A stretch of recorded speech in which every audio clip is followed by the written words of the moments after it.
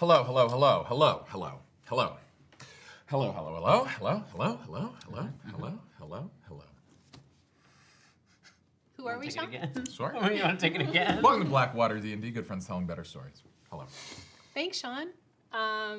Amazing. So I'm going to hop into some announcements so I can play some wonderfully delightful tabletop role-playing games. They can't all be winners, kids. With my friends. Just gotta keep swinging.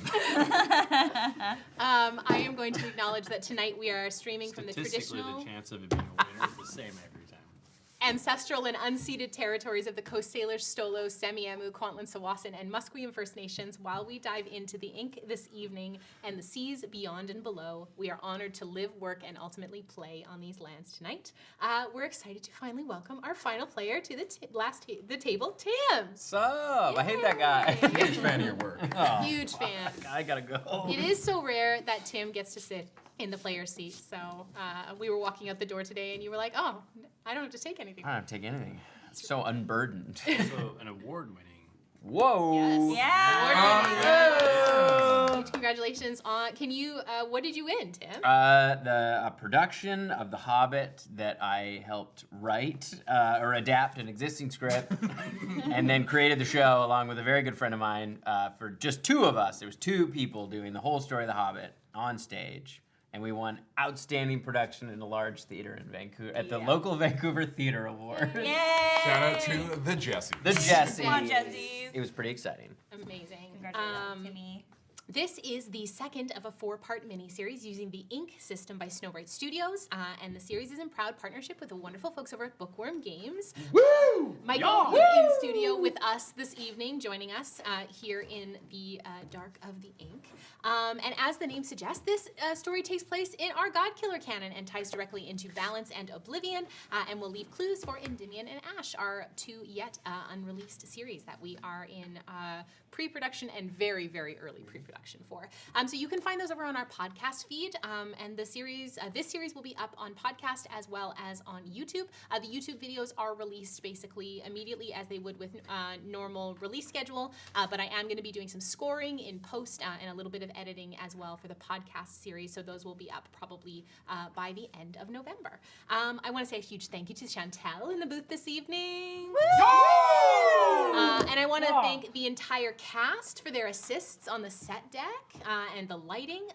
We're also going to be doing a giveaway for 2 copies of the Ink book that we have all signed, and the ones that we are playing with at the table, they will be those ones that Kelli and Tim are holding. Each of us will have signed one of the little booristas in the back. And if you're wanting to get involved in that giveaway, you can head on over to our Discord. That's !Discord in the chat, and there is going to be instructions in the new Ink channel there about how to get involved with the giveaway.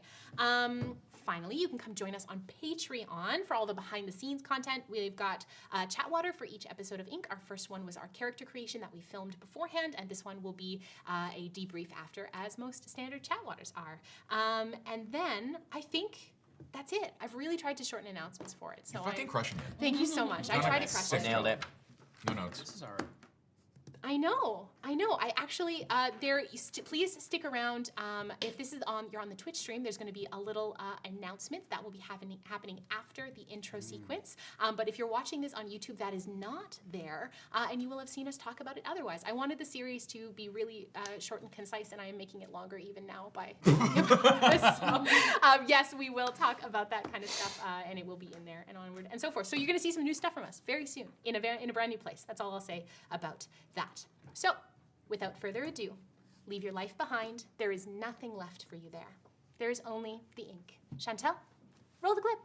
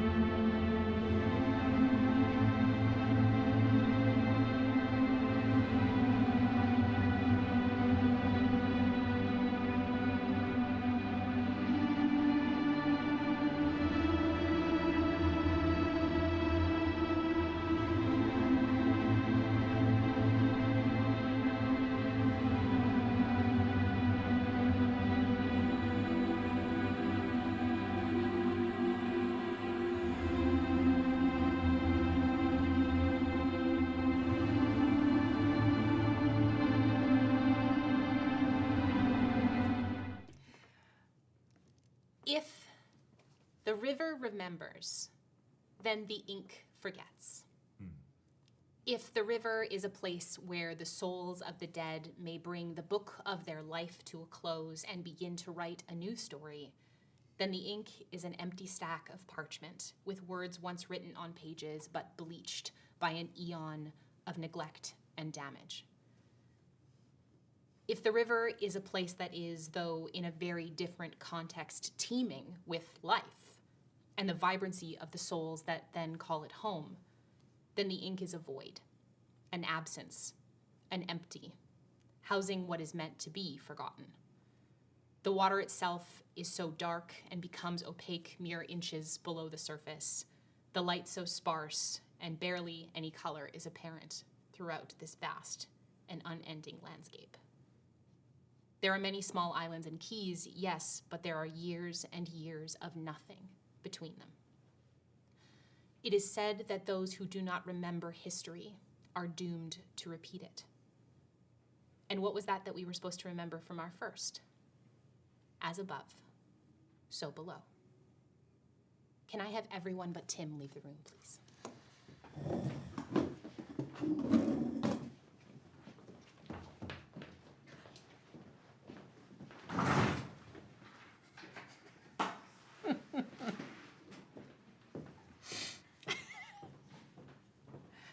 Everybody made it out all right, I think.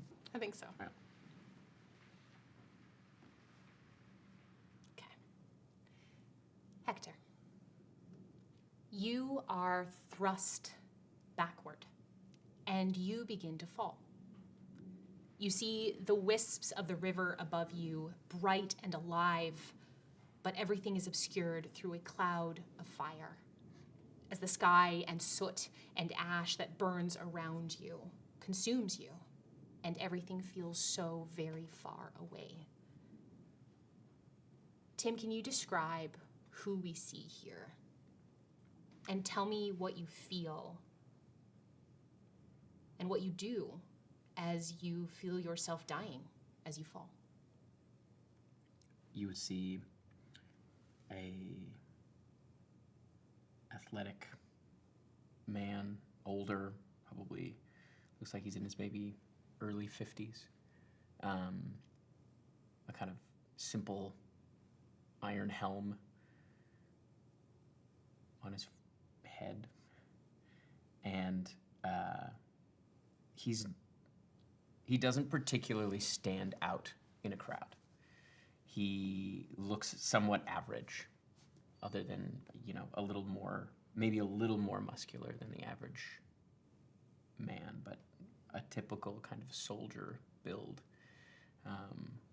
He's got, his armor is more or less in tatters, kind of what was maybe splint armor at some point, now kind of in tatters.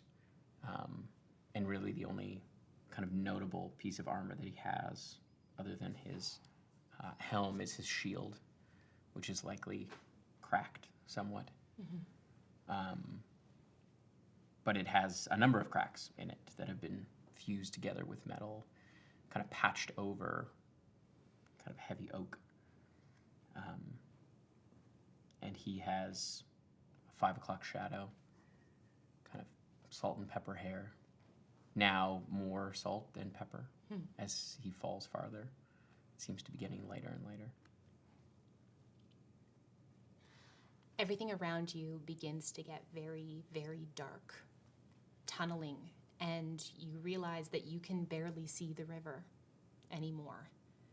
Its threads are pale and thin. Gone are the brilliant whites and golds and silvers that you have come to know, marveling at how they reflect on your shield, on the metal inlay. You try and focus on it, trying to remember it, but you are falling too fast. What would you like to do?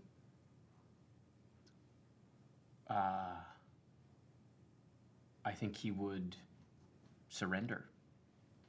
There is a feeling of not necessarily peace that he's feeling as he's falling, more of a disappointment. What are you disappointed about? that I couldn't keep going, that he couldn't keep fighting, couldn't keep protecting.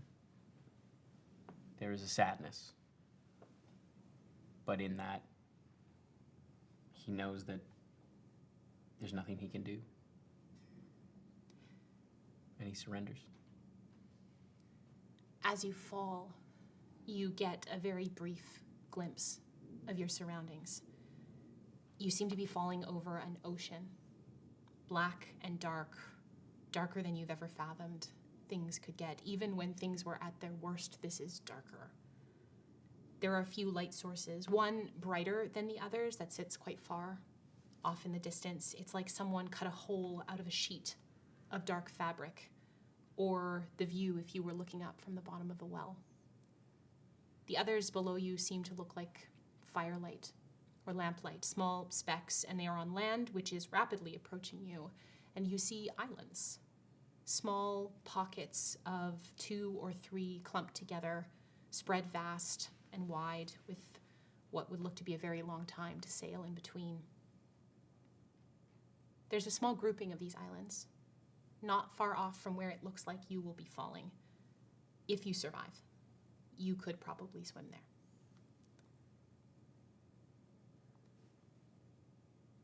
You've said you've surrendered. As you see that you are not falling into nothing, but a semblance of a something, does that change for you?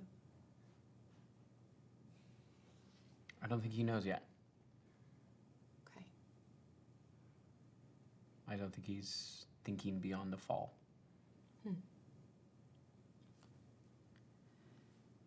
You fall, and you fall, and you fall. There is wind that rushes around you. It is painfully loud inside your helm, and it almost lifts it off your head for a moment with the velocity that you're traveling at. And then comes the crash into the water.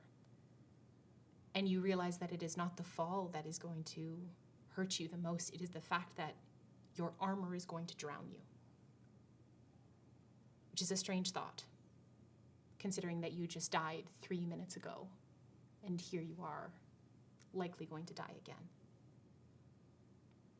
The water begins to seep under the fine splinting, and some of the metal parts begin to feel extremely heavy, and you feel the water begin to touch your skin, and it itches and it burns. Do you start to try and swim? Mm-hmm. Yeah. Okay. I'm going to have you roll a skill check for me here. Okay. You have like a skill of athletics. So you are going to roll 2d6. You are going to add +2 for your skill and 1 for your karma, which is positive at this time. Positive karma, that's good to know. That is 4 on the dice +2 is 6, +1 is 7. Okay. You feel the current and the cold start to overwhelm you as you slip under the waves, desperately trying to keep yourself up. You feel the final part of your breath pull up and out of your lungs, and while it is dark and disorienting in the water around you, you see something that looks like the sky did when it was burning. It whirls around you as if having escaped you and now encompassing you under the water, seeking its way out. It wraps around you and it begins to pull you by your foot towards the shoreline. It's dark like the water, but you see 2 large firelight orbs. And you see they move, and they look at you, and they pull. It's like a fire that is trying to be smothered by a blanket. It looks like this guy did before you fell. The water continues to burn you as this creature, whatever it is that has attached itself to you, moves at lightning speed towards the shoreline, and the skin feels like it is going to tear off of your bones, and it begins to hurt immensely. You take a second to look up, your head dipping in and out of the water's edge as this thing pulls you just below the surface. It seems like it could move faster underwater, but it desperately wants to get out of the water. You find the river again, whatever parts of it you can see. Moros talked about it all the time on your travels. The two of you traveled together for a long time. Things start to feel fuzzy in your memory, but from what you can tell, who was he to you? What do you feel like you remember about Moros now? He was a friend and a travel companion for a time. For a long time, he was someone who came to the village regularly, and he was kind in his own way. And as I got older and set out from the village, he was a kind of a mentor. A teacher. Mm-hmm. Yeah. Okay. You don't know where he is, but this place feels like him. You don't know where here is either. But you feel yourself begin to slow as you finally hit land. The sand is cold. Not altogether unpleasant, it is soft like sand is, but it too is pitch black. You hear this growling next to you, but it seems to come from inside your head rather than outside through your ears. And you feel a spraying of water as the thing that pulled you begins to shake in a way to seem to dry itself off. It seems to be made of the darkness and able to move on its own, and while there's no light source that would do it, it runs from your foot like a shadow would. Kick sand at it. As your leg pushes out, you feel the extent of your injuries. And I'm going to roll for your damage here from the water itself, which you will apply against your stamina.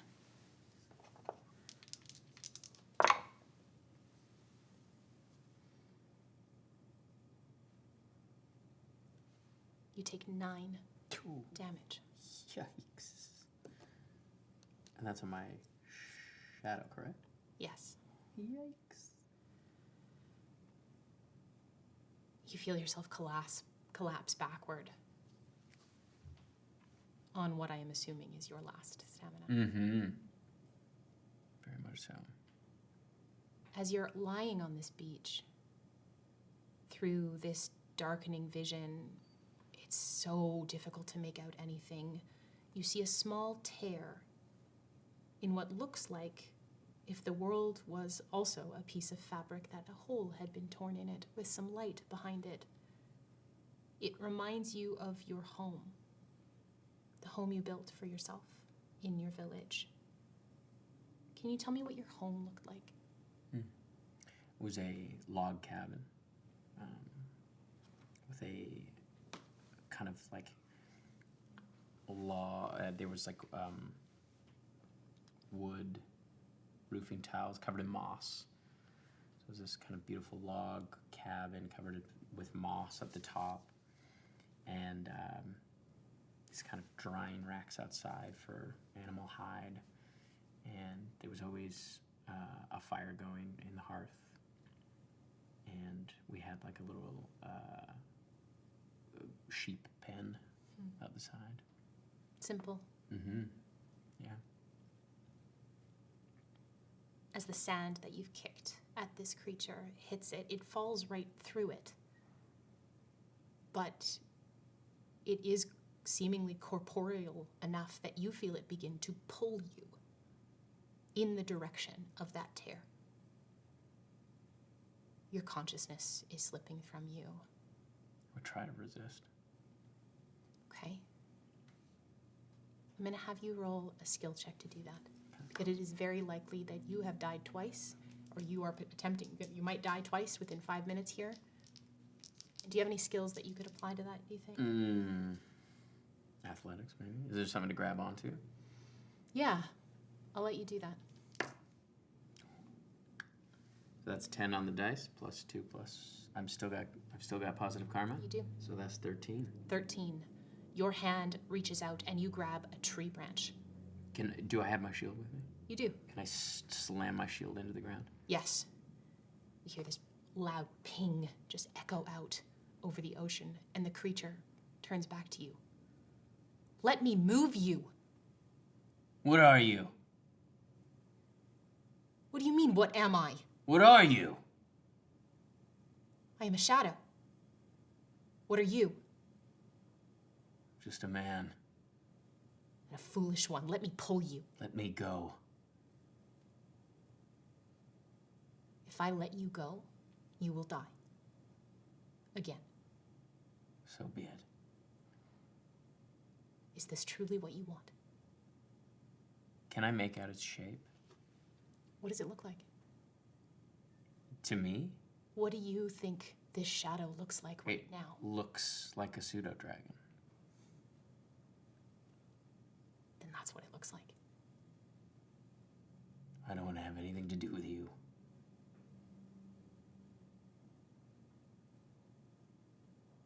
Kick more sand at it. There is a begrudgingness.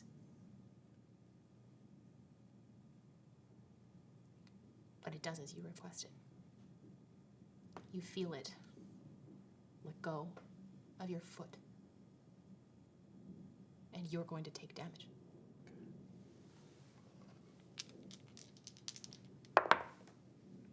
You're going to take 10. Wow, that's it for me. Okay.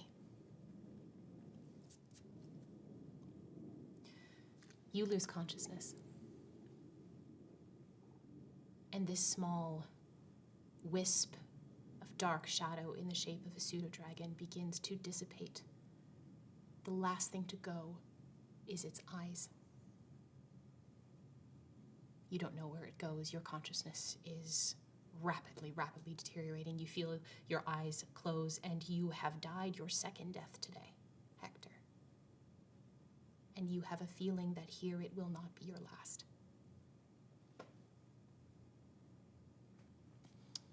When we are faced with the grief of loss, we often push towards change.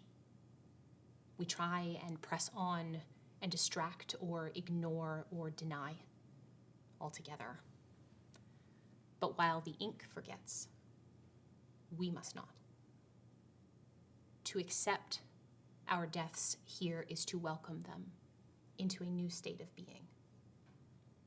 Wherever you are, whatever this is, it has already stripped so much from you. You don't need to condone it. You don't need to like it. But you must accept it. So then comes the change. I'm going to offer you a choice. You feel in your hand, as you have one of it on the shield, brush over 2 pieces of stone. And your hand, in its last moments, instinctually grasps around them. You have 2 options in front of you. While you are dead, those 2 shards can be used to evolve. You must spend them by either choosing to add 1 evolution to yourself permanently, which you can find in the handbook, or you can spend those 2 shards and I will give you a memory of your life that has been taken away by the ink. If you choose neither, the shards will dissolve, just as if you'd have used them, and I need you to make that choice right now. Give me the memory.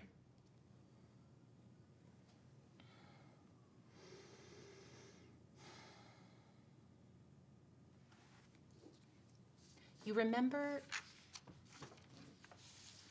the first time you felt what happened when you were in the presence of someone who prayed for protection.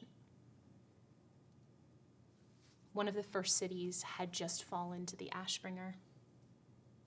Yourself and Moros were traveling together, and you'd been welcomed into a home to spend a night after many weeks on the road. This family had nothing, yet they were willing to share what little they had with you. 2 parents and a child sat with their knees beneath them around an unlit hearth. It wasn't safe to light fire. They had meager offerings and asked in hushed voices for something, anything, to shelter them and keep them safe. You remember a feeling well up so strongly inside your chest, and it felt like your heart was going to explode. You felt so called to action, to help. You were one man amongst hundreds, thousands who were dying each day at the Ashbringer's feet. Morrow said there was always something that could be done. He was good like that. Measured and balanced about the world, its waxes and wanings never unsteadying him. He was a good teacher. And that is what you remember from those 2 shards as you die. Okay. I'm going to have you step away for a few minutes. I would also like to add something that he had. He probably doesn't have it with him now, Yeah. but in the memory, he would have had like a sheep's fleece over one shoulder. Okay. Thank you. Don't send them in right away. Okay.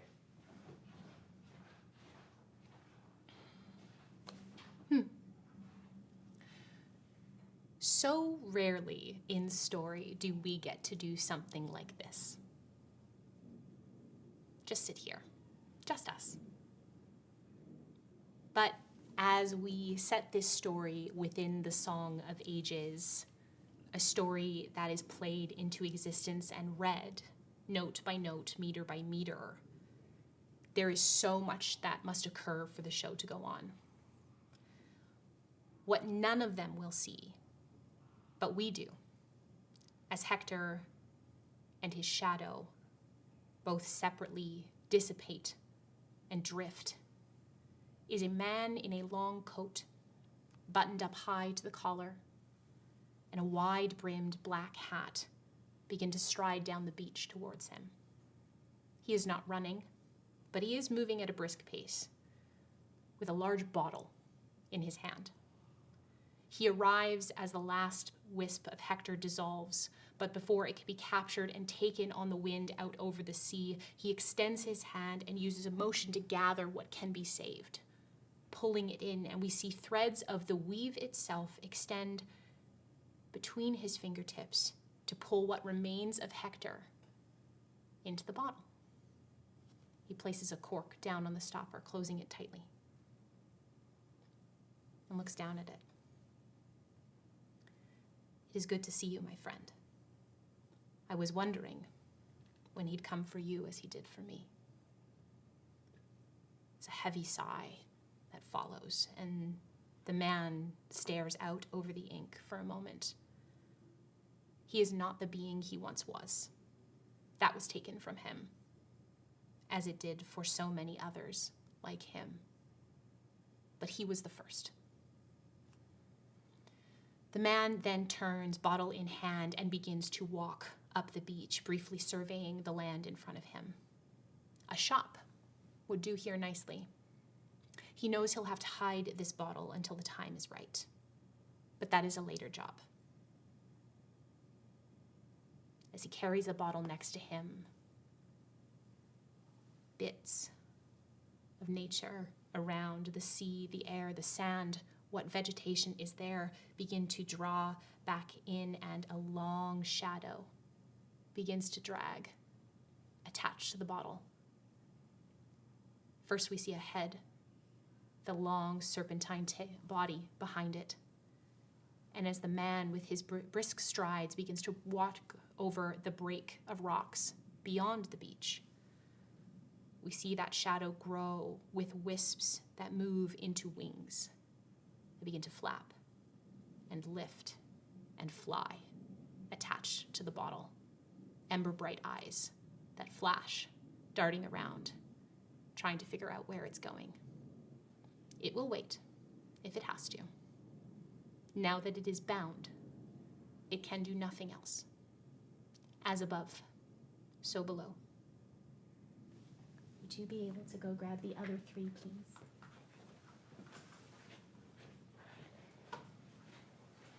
Good to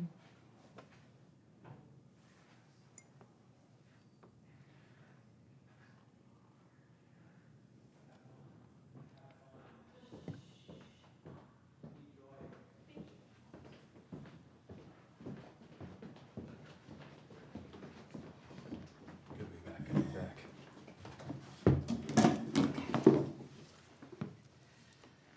So, the three of you and your shadows accompanying stand in the front of Lock and Key, the apothecary, with its proprietor standing before you. A tall man, a wide-brimmed black hat, gaunt, dark face, the long coat buttoned up fully right to the top. He stands about 9 feet, towering over all of you. This is not what he looked like when you left, but it is what he looks like now. And he stares at you after giving you the information that a god will fall into the ink named Hektor. And at some point, at the heart of everything, Hektor will have to die for Oblivion to come. What would you like to do?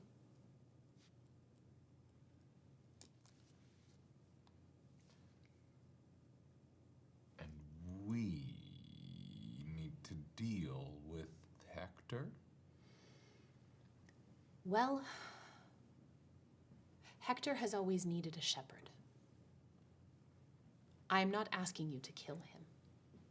That would not serve the purpose. There will come a time where a sacrifice must be made. And for Oblivion to come, it will need to be Hektor.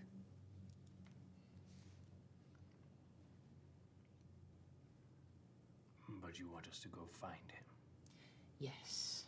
And bring him to you? No, you cannot bring him to me.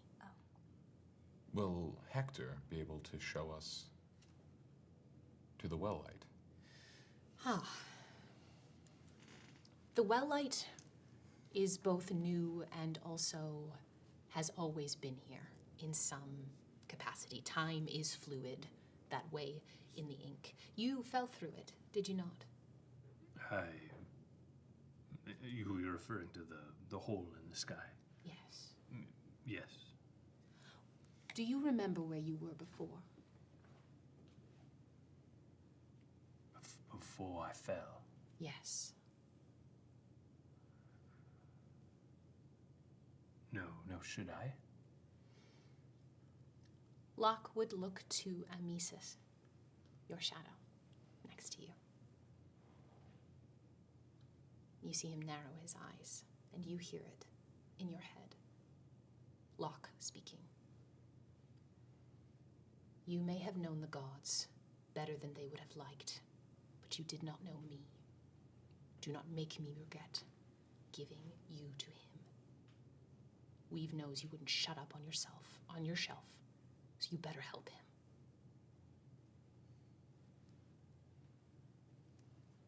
He comes out of that, looking back at all of you. Shadows are repositories of a kind, of a memories of the life you lived above. They take on the essence of what killed you and how you died. You were deeply entwined with the gods, as were you. How much I cannot say, but I can tell that simply by looking at you.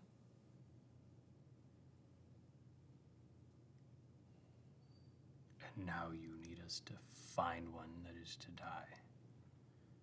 Yes. Has a god fallen here before?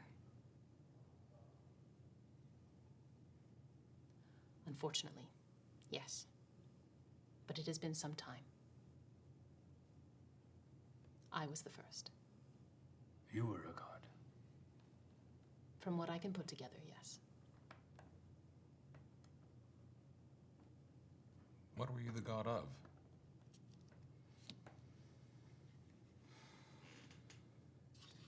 My domain was death. Can I roll to see if I know who this is? Yes, you will be rolling a disadvantage. But I get religion is one of my, You do. so +3 - 1, so +2. A disadvantage. Yes. Oh, that first one was really good. That's an 11. Okay.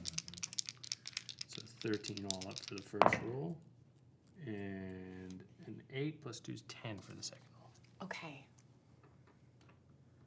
You reach down deep into your memory. What does Amissus do? What does your shadow do as you do that, as you try and remember?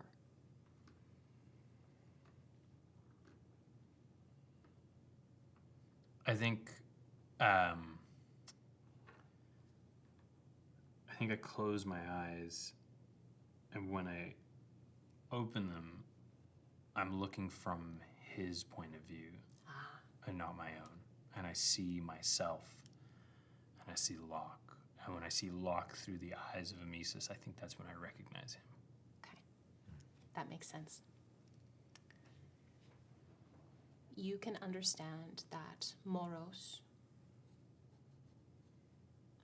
apologies, my brain is holes today, Locke, was a god of death. But you have never heard of him in that context. There is a different god of death from the time when you fell, but it's not him. Certainly not one named Locke.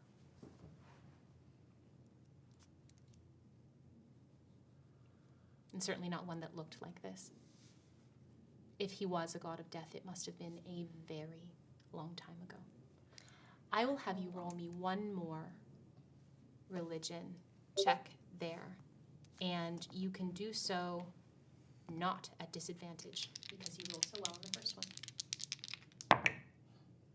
6 plus 2 is 8.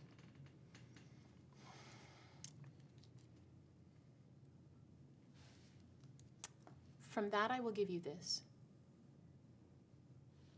You pull a memory that, for the most part, those who have been gods of anything to do with the dead have identified themselves as gods or goddesses of the transition between life and death. And that is not what he said. He said he was the god of the dead.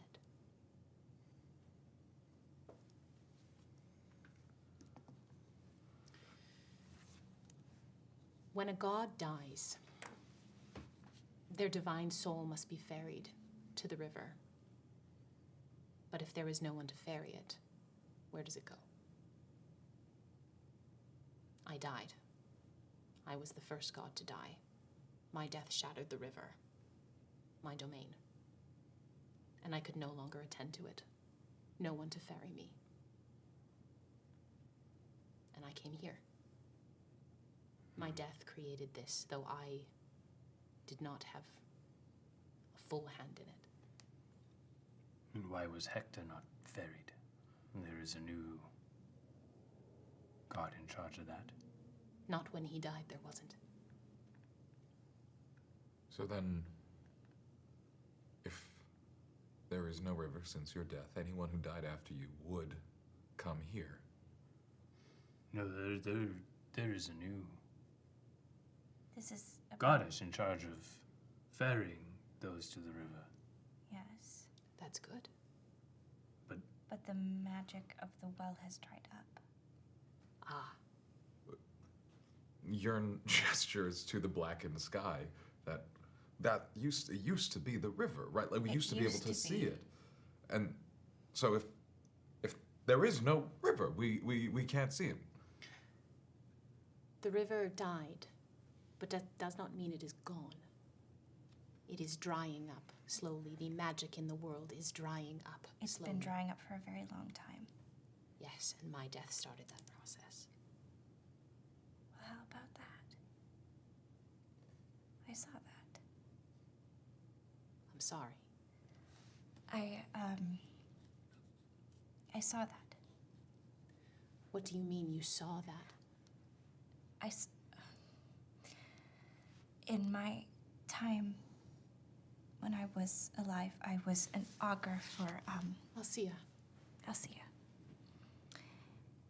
And I started having visions of the magic ending, the river drying up. And I brought this vision to everyone.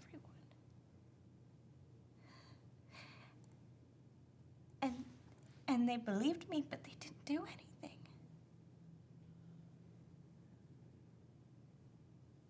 What a gift you were given. Gift. Curse. There must have been a reason. Our reasoned sister saw fit to see it, to give it to you. Well, it's not like it did any good. We can't say for sure.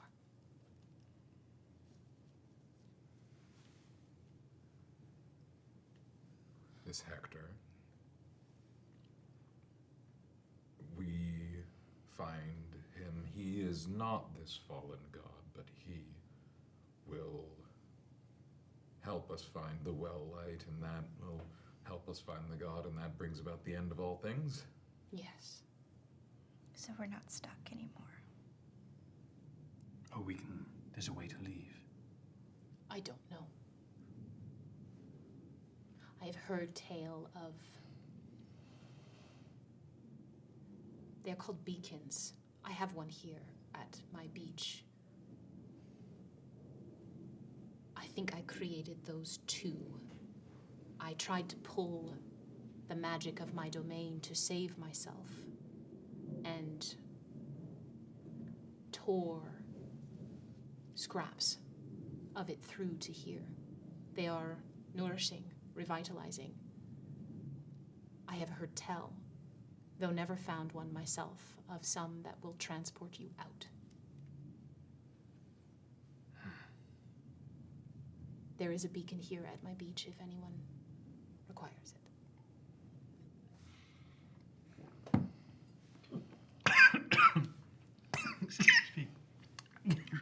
You're about to level up. There's no actual... I can't drink water. Okay, so we find Hektor, and perhaps we find a beacon to leave, or it's the end of all things, which would mean all things that exist, the river that was, the river that currently is, and the ink come back together. If everything ends, then everything comes together. Sound? The empty god and I, Archivelion, are old friends. What is death if not a void of a kind? Am I also not a void of a kind? What does a void do if not consume all that enters it? Those things lost forever from where they were before. The ink is a void. Death is a void. We are one and the same. It is my belief, from what I can surmise, that this is a half step between us, the something of the material and the nothing of Archivelion, and the heart of everything is what is remaining of the empty god.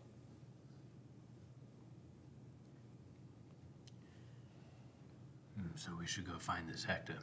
Do you know where he would fall, or has he fallen already? I cannot say for sure how long I had been here. Time is different. I don't know if there were any other gods that fell after me. I assume there were many. But when Hektor fell, I gathered what I could of him. He died the second he got here. He fell over the ink. So you have him here, if you have... I placed him in a bottle. His essence in a bottle. And I hid it. You don't remember where? I do, and that's the problem. I cannot leave this key. If I die here again, and you gesture to the lack of spirit attached to him, I dissipate into nothing. And all this will be for naught. Well, I have a sturdy boat. Your helpers are seeing to that. They have. My colleagues, and he would gesture down to the skelenettes that are well at work on your boat, have done some upgrades. And mechanically, you can take one other boat upgrade. Oh, my goodness, all right. Yes. So he would look to the three of you. There is a key not far from here called the Varfuri Lua. I cannot speak today. And My that's a apologies. key with a Q. Key, K-E-Y. It's just what the groups of islands are called here. And the island key is called the Varfuri Lua. V-A-R-F-U-R-Y. And then Lua, L-U-A. You must go there and descend into the caves. From what I am told, based on scouting, they are now guarded by something quite sinister. You will have to find the bottle, release him, sail to the heart of everything, right below the well light. And why us? Why not? You got me there. You come around often enough, you seemed trustworthy. You have been sailing for years, and you had nowhere else to go.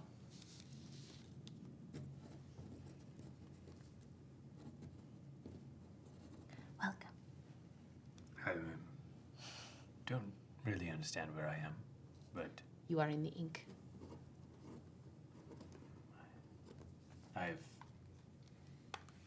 have I ever heard of that? I think you asked that last time, and you had not. All right. I think you rolled a 10, and I said you had absolutely no idea. That means absolutely nothing to me. But I am eager to go home, or at least remember where that is. Well, then we should get on my boat. All right. Okay. I will keep this beacon on my beach open for you. If you find others along the way, that will mark your journey, so you will not have to come all the way back here if you die. You do not need to send word to me. I am assuming I will know when it is happening, or you will just end up back on my beach. Very good. We'll check in with that before we leave. Okay. Okay. So, what would you like to do? Head on down to the beacon. Head on down. Do we lick it? I've already fallen through that beacon before. So you don't have to lick it. No, I that would be where I would go back. So mechanically, Yeah. all you have to do is essentially rest in the light of the beacon for a short period of time. Your shadows are entirely rejuvenated during this process. You recharge you get rid of any status effects or tags that you might have attached to your spirit or shadow, and you you can flip your karma to positive if you choose to spend some time here. Okay. We If you should. lick it, you get a +2. And a little jolt. As well, mechanically for your boat, as the skelenettes have done quite a good job, I'm going to have you roll me a d6. Please. No problem. Got a lot of those. 1. You can add 1 more stamina to your boat. Gosh. They've done quite a good job on Finder. Mm-hmm. Fresh coat of paint and everything. Okay. She's looking good. All right, should we?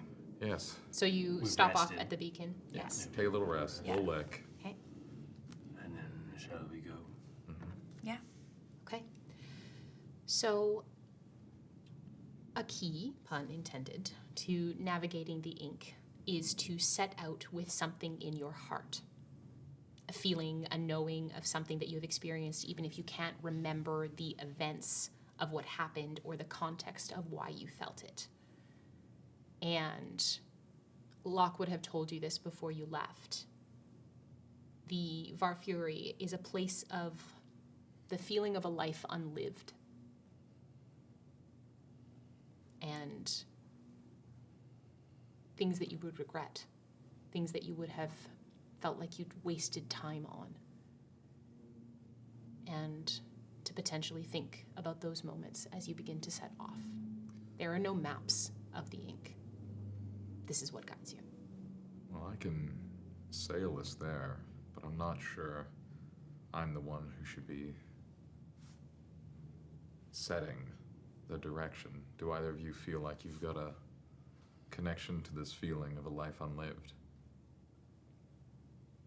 I can find a connection, I think. Yeah? Well,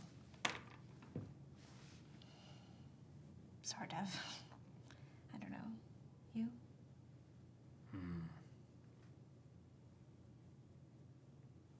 But I could manage it. It's not my biggest insecurity, but I can definitely find something in me that I feel didn't come to fruition in my life. I think I can do it. Okay. And I think Hadeon will walk up onto the boat, and even though he doesn't have specific memories of it, he's gone on many expeditions on boats before for a variety of reasons, and I think he sort of makes his way up and goes to the helm, and he feels and knows that what he did before and who he served and the way he went about it took every option and possibility of him ever having a normal life and having normal relationships.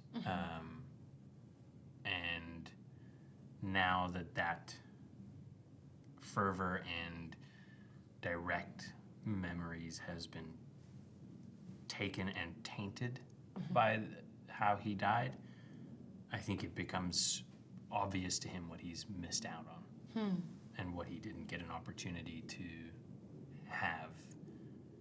In the moment, I don't think it occurred to him as ever a loss, but now he thinks about all the friends he didn't have and relationships he didn't have, and The loss of your mother at a young age. yeah, and the loss of what could have been. Yes. And I think that confuses him just as much because he doesn't actually have the direct memories that tie to those feelings. Yeah. And I think he kind of just grabs the wheel without even asking and just sort of starts sailing. Okay. I am going to have you roll. First, I'm going to have you roll to try and steer with your heart, not with your hands, if that makes sense. And I'd love to help in whatever way, as Yeah. like Big Fella and I are now just both doing the crew member stuff Yes. for the first time. Okay. So as he like turns it, we're like, oh yeah, we know how to make this go. So put it this way, we will consider for this leg of the journey the nautical navigation as a success. There is two of you doing the job that usually Big Fella does by himself. What matters most is the charting the course of it. So that is what you will be rolling for here. Wherever you point us, we get there. get there. Do you point us in the right direction? Exactly. You got good karma now. You do have good karma now. How does that feel? Yeah, how does it feel for Hadeon to be refreshed by the beacon and feel his karma, probably for the first time in 30 years, be positive?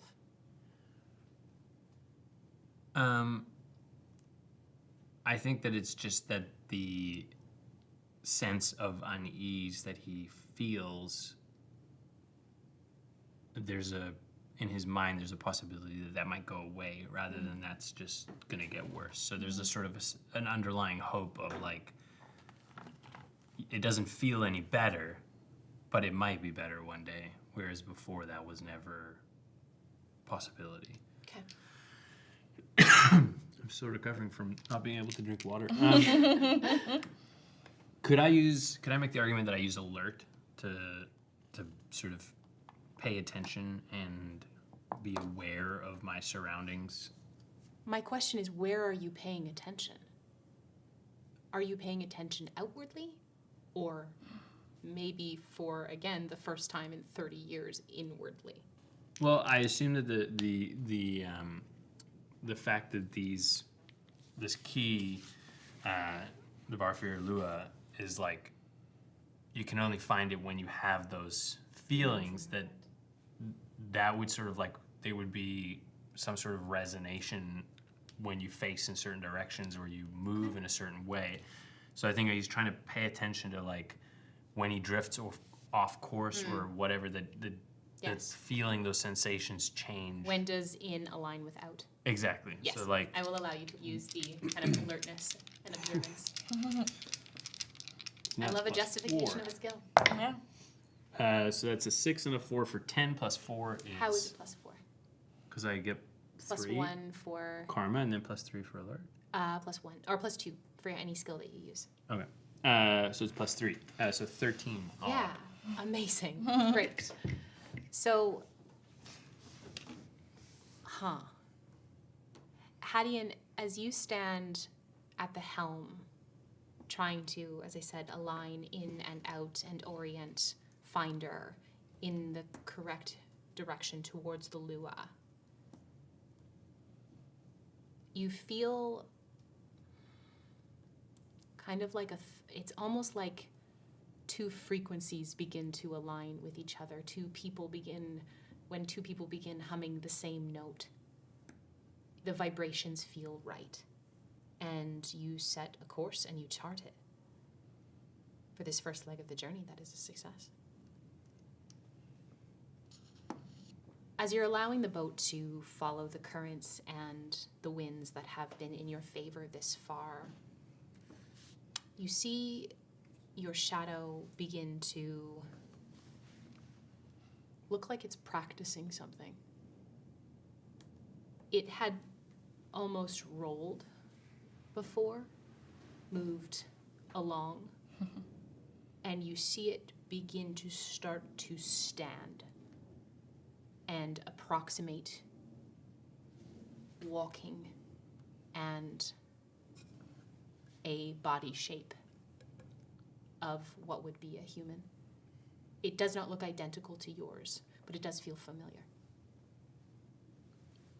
And you see that there is a practice of walking, running, and after hours of this, you see your shadow lean its elbows back against the railing and regard you. I think I just ignore it. You hear it laugh.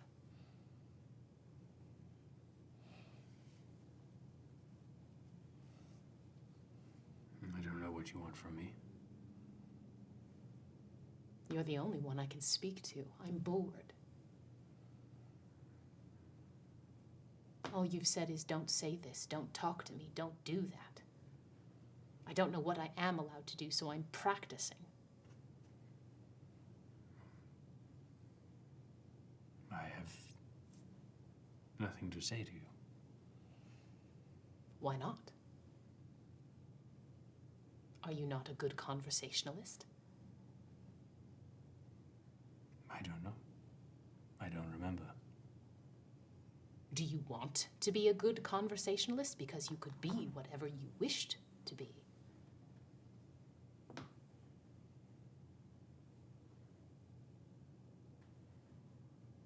I've never had to worry about being a good conversationalist. People usually just listen when I speak. So you do remember some from above? I remember in the same way that I remember who I am, but not what shaped it. Do you remember me from above?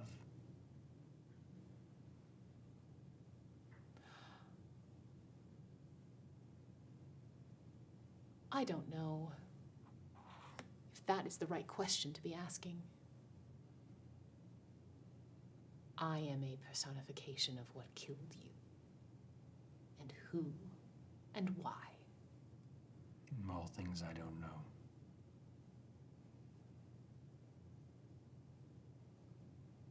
Do you want to know? You tell me. Now we're getting somewhere. And you say you're not a good conversationalist. Never said that.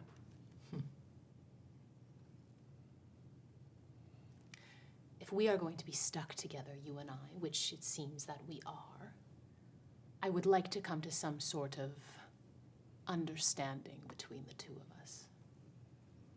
All right. And it walks closer to you. It stands shorter than you, looking up. It could take on any shape it wanted, but it has seemed to have chosen a man that stands probably half a head shorter than you. And it stares at your necklace. What is that?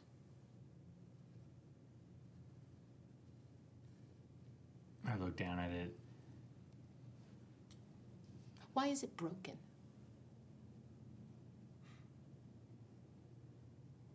Do I recognize what it is in this current? You can make a religion check. And I will not have you make it at disadvantage. 8 plus 3 is 11. It was your holy symbol. It was a symbol of my faith before I fell. A follower of the Lord of the Ninth. Interesting. Interesting. You didn't know that. Were you making conversation? I discover things. As you discover things, I discover things, but my well runs deeper than yours, and I have more context. I don't know why it's broken. Why does it say atonement on the front? Unlike that one, and it would gesture its head over to Brahm, I can read. Is there any sort of check I can make to see whether or not it jolts any memory? Ooh. What kind of check do you want to make? Justify it to me.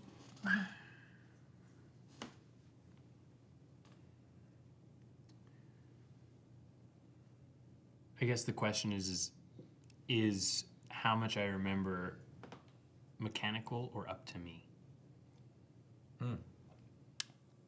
I would say it's like opening a door. The mechanics let you open it, but how much you choose to walk through it is up to you. Okay. So if I just make a flat roll, no karma, no nothing, then we can determine whether or not Yeah, how far that door opens. Everybody like love that. that. Yeah. That's a 9. Yes, door open. I think with Amissus standing so close and the physicality of him and the interaction with the reason that I died being so recent, Yeah. and there would have been a time where we had an interaction in very much the same Yes. proximity, Yes.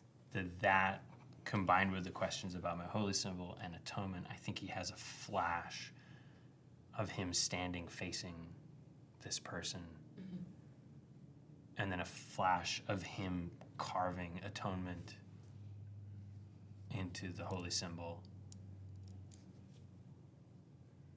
and then looking up as the light of the well drifts further away from him and becomes a circle, and then almost like double vision becomes 2 circles, and then like 2 giant cat's eyes blinks at him, and he finds himself standing there, and he has these impressions, Yes. these sort of like tastes on his tongue from something he's eaten before, but can only taste the sort of like core notes of the dish. No nuance. No nuance, just like the core aspects. And I think he takes a step back and he looks at Amissus, and he knows that Amissus knows. he says, "This is why I didn't want to talk to you." It's hard to remember, isn't it? It's harder to forget.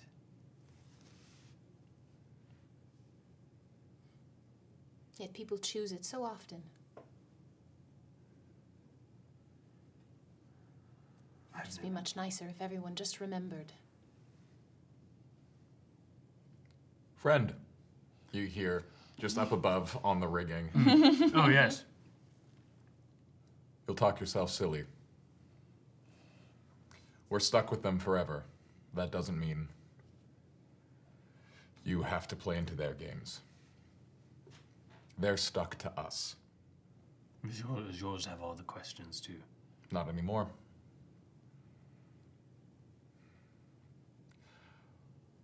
I don't know much about my life before this. Big fella here. He has a lot of regret. I don't know the kind of man that I was, but I know that I was killed by a friend. I don't have a lot of friends, sorry. I don't have any friends anymore. So what big fella has to say isn't that important. I'm looking for Vera. He doesn't have any answers there. He can call a bird out of the sky from time to time. But there's no answers looking into the past unless you got shards. Shards. Pieces of memory. Folks like us trade with them out here. Our shadows are not our friends. They're something we can't let go of. Agatha just goes, "Tell me about it." She's laying flat on her back and she's staring up at the sky as we sail. So Brahm is under your head as a pillow. these shards are what you use as currency, like to barter and trade. I keep mine when I get them. They're the only thing of value here. And they let you remember. Yeah. Yeah. You would know some of these, not all shards let you remember, just special ones like the Yes, memory shards. memory shards in particular are the Mm. ones. And you've used the shards. Yes. I don't come by a lot of them. They're not exactly what I'm looking for. They're But exactly what I'm looking for. you're looking to remember. I remember almost everything. And was it that way when you arrived? Or... Yes. So then do you remember other people's things? I remember my life. Everything but one thing. And you're searching for that one thing? Yes. And it's a memory. It has to be a memory. Could it be what Brahm is?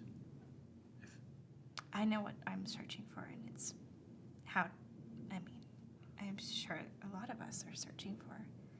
So everyone here is looking for something. I want to know what happened in my life that got me here. What killed me, what broke me. And you're looking for someone you Vera. cared for. My other half. I've never met a single spirit here who felt that they belonged here. Yeah. Or should I be concerned that I don't know what I'm looking for? It'll come to you. It'll come. I've been here 4,000 years. It's a long time. I have no idea how you keep track of time. I have my ways. It's give or take 4,000 years, give or take a few Your guess is better than mine. hundred. And Locke said you said to Locke that you were a worshipper of Alcea. Yes, for a very long time. My whole life until the end, I guess. I started getting my gifts when I was 8 years old. And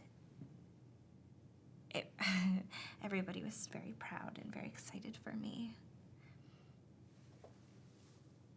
And the visions, they came, I had thousands. And until I started seeing the end of magic. And I brought them to my priestess. She believed me. She said, pray on it. And I did. And they kept coming. They were small at first, just little flashes of wells drying.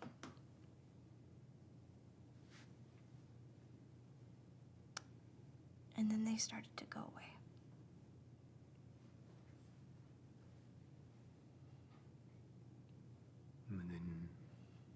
And then they stopped.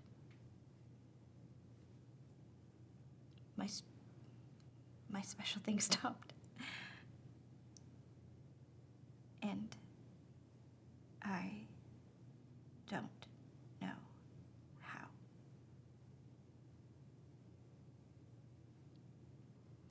Anyway, that's enough about me.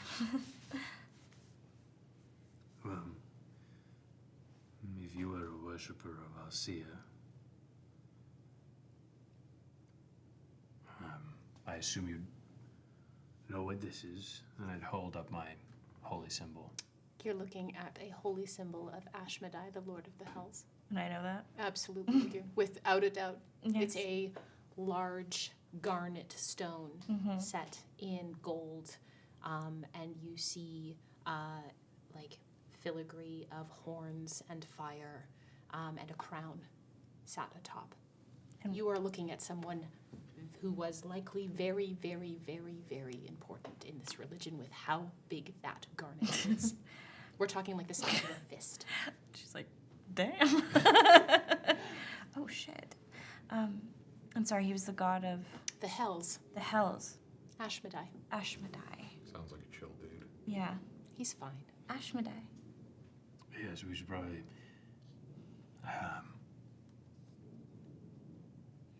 didn't really get along with many of the other religions, so I don't remember who I was. I can tell you were very important. That I can kind of feel. But please don't hold it against me. I don't really hold things against people. That's not true. Brahm, shut the fuck up. Ignore him. He's the worst side of me. Ignore who? Oh, sorry. Never mind. Well, I will happily to help herself. you to find whatever you're looking for until I figure out what You're I'm looking for. supposed to look for. Then I'll happily help you right back.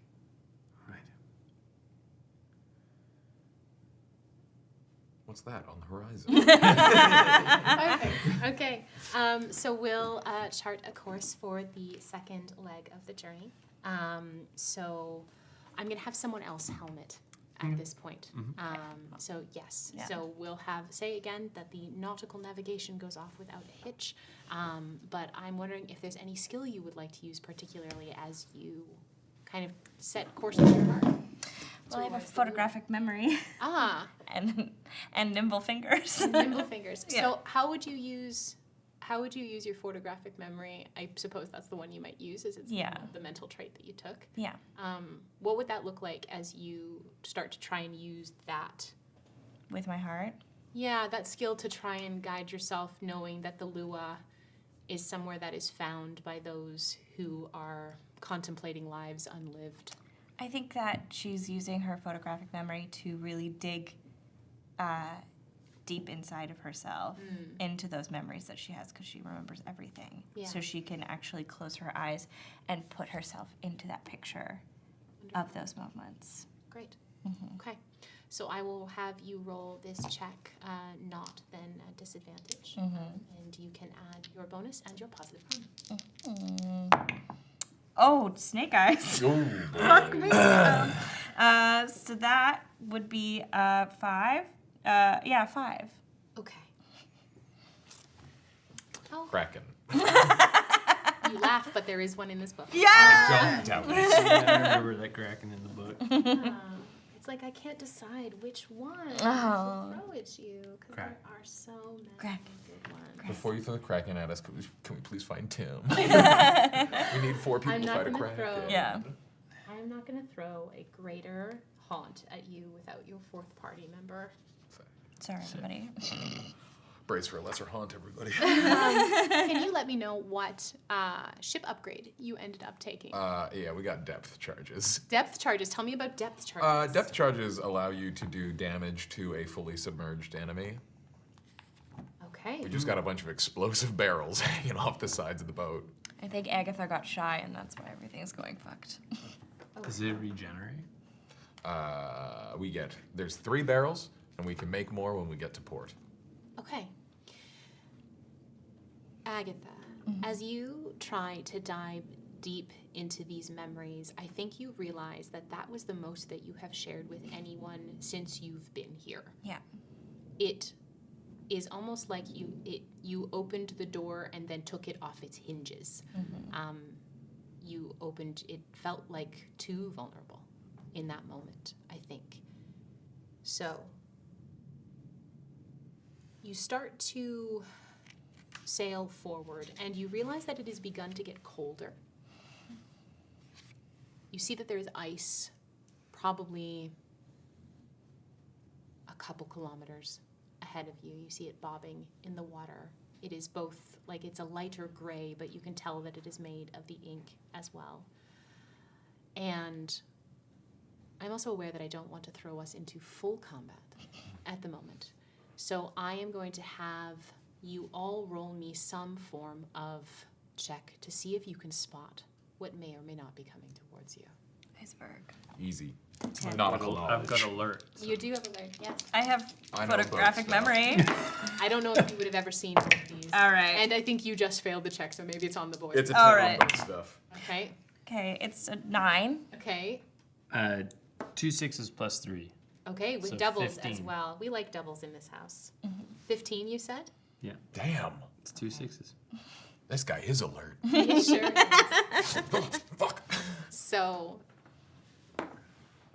Hadeon, as you finish this conversation, your eyes kind of go over to the horizon and you kind of post up on the side of the boat on the railing. And you see 6 fins in a line raise out of the water about 50 feet behind you. What would you like to do?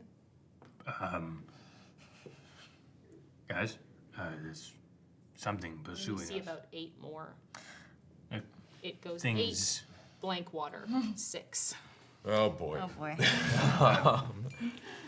I don't think I've seen this before, but I know what it's like to have the boat chased. Ah, yes, you are being chased. Yeah, That is yeah. a very good assessment. Okay, amazing. Me and Big Fella just go I'm like, okay, scooch over. Yeah. I scooch you off And the helm. She is so embarrassed. She's like in tears.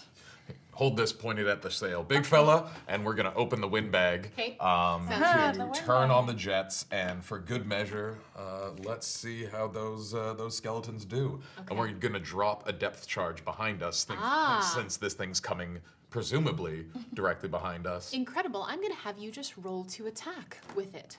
Okay. So you can roll 2d6 and add 1 extra karma dice, because we'll use the violent combat rules here. So you can roll 3d6 and add those all together because your karma is positive. 3d6. How do we do, boys? Pretty good. That's going to be 13 plus bonuses or just dice? Let's say that should be all up there, yes. 13? And what is, are there any base, like, It damage? just does 46 damage. 4d6, To incredible. fully submerged, so I don't know if those fins have anything to say about it as they're poking out. That's going to be 11. Okay. Ooh, okay. So you open the bag of wind, and you feel the boat, feel Finder begin to take off. And you are more practiced this time. And so you just are heading in the right direction. You're heading straight forward because that's the direction that you've been pointed to go. And you have the sense to drop a depth charge off the back of the boat. you hear a roar closer than you would ever like to hear a roar like that. And you, as the water explodes around you, you see a incredibly long sea serpent rise up out of the water, its head black and gray, made of stone, and kind of interconnecting parts of the serpentine body moving together. The fins of it, or the scales on its back, made of some black obsidian, like hardened glass made out of the ink itself. And it lets out a cacophonous shriek as it has been hit with a death charge for how much? That was 11 damage. Okay, I am going to roll a check here to see if it decides to stay pursuing you or not, because that hurt. And it didn't like that very much, and you're now moving very quickly. Leave us alone, leave us alone, leave us alone, leave us alone. Okay, with an 8 on the dice, that was over my standard DC of 7, and it decides that you are too much of a bother. Thank So, And tell your friends. so you hear this cacophonous shriek and a giant splash as you see the go up and down into the water and disappear extremely deep below the waves. And you continue on. Good eyes for your first time on a boat. Well, good use of that explosive. Way to hold that bag. Hey, sorry, everybody. No, you did great. You held the bag so well. Thank you. So you're gonna seal that up otherwise. We don't want to run out of wind. Yes. So you know you would likely need to recharge that. Yes. Next time we dock. But All right. Okay. So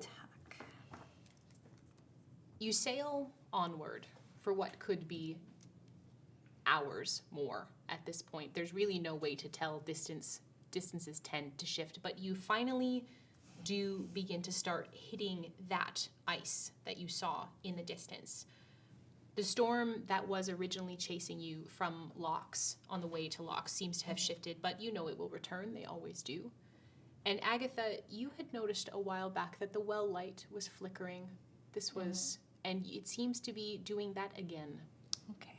but more so here Yeah. than before.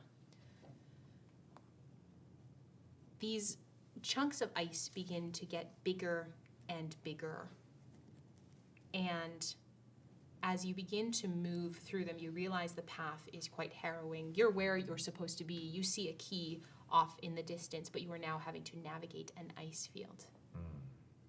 So what we're going to do here is we're going to do a modified skill check to get through this. I'm not going to have you roll nautical navigation.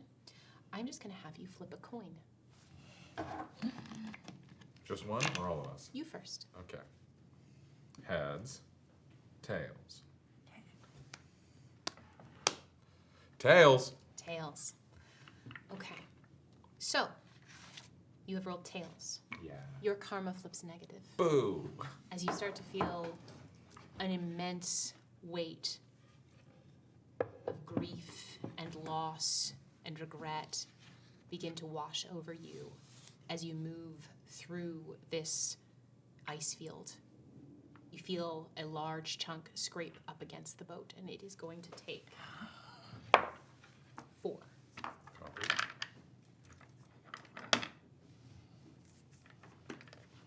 Boat don't go well with ice.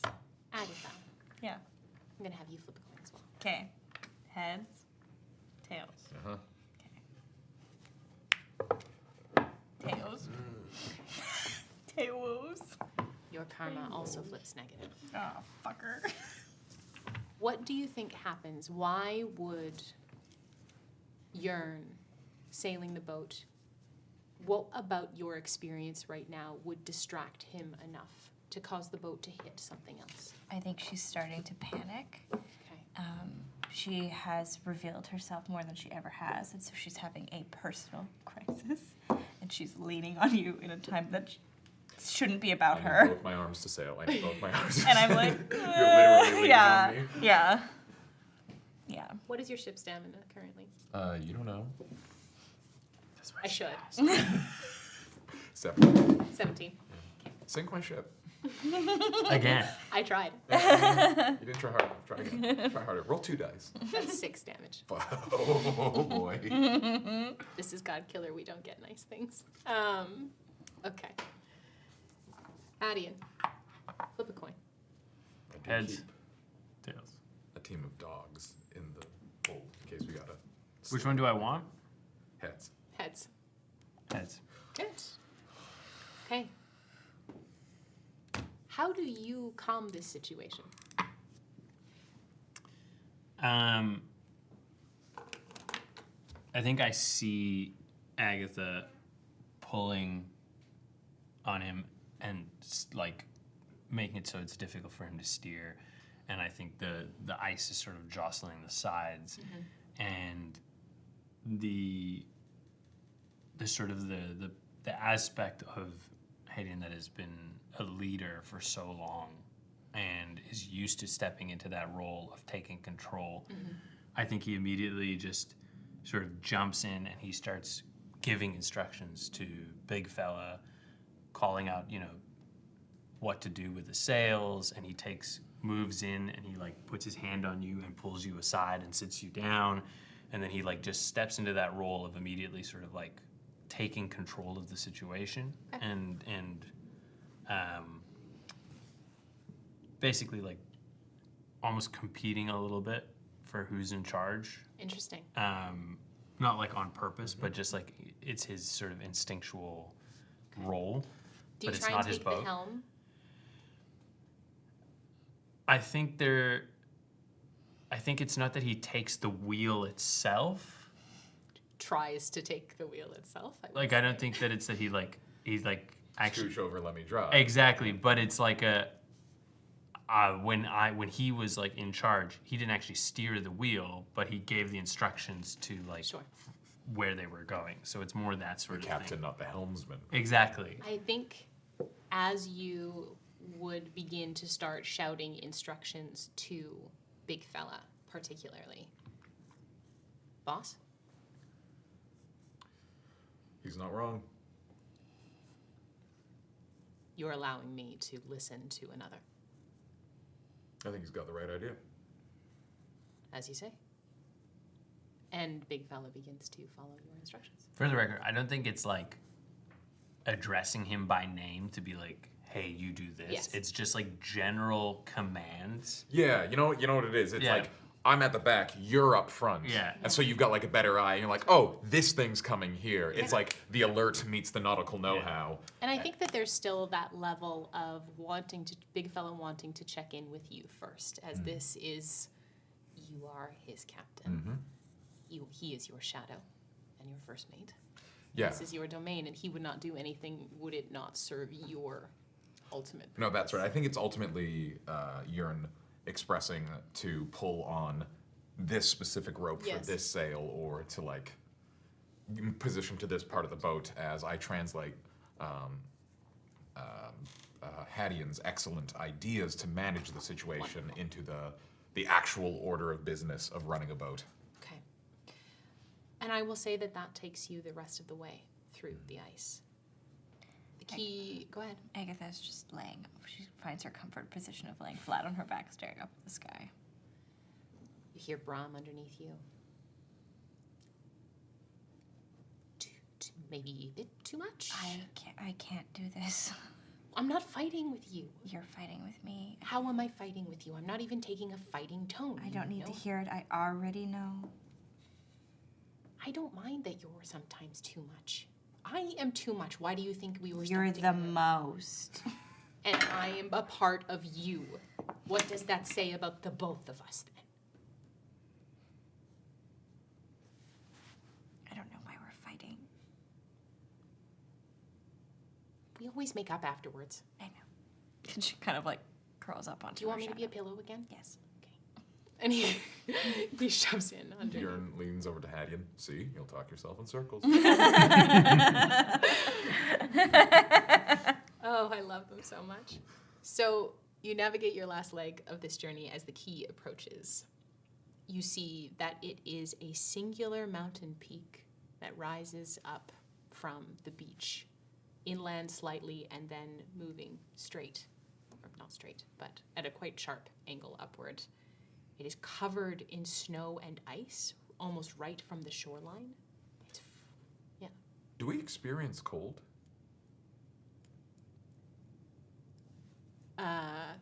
Big fella is a Bastion, is he not?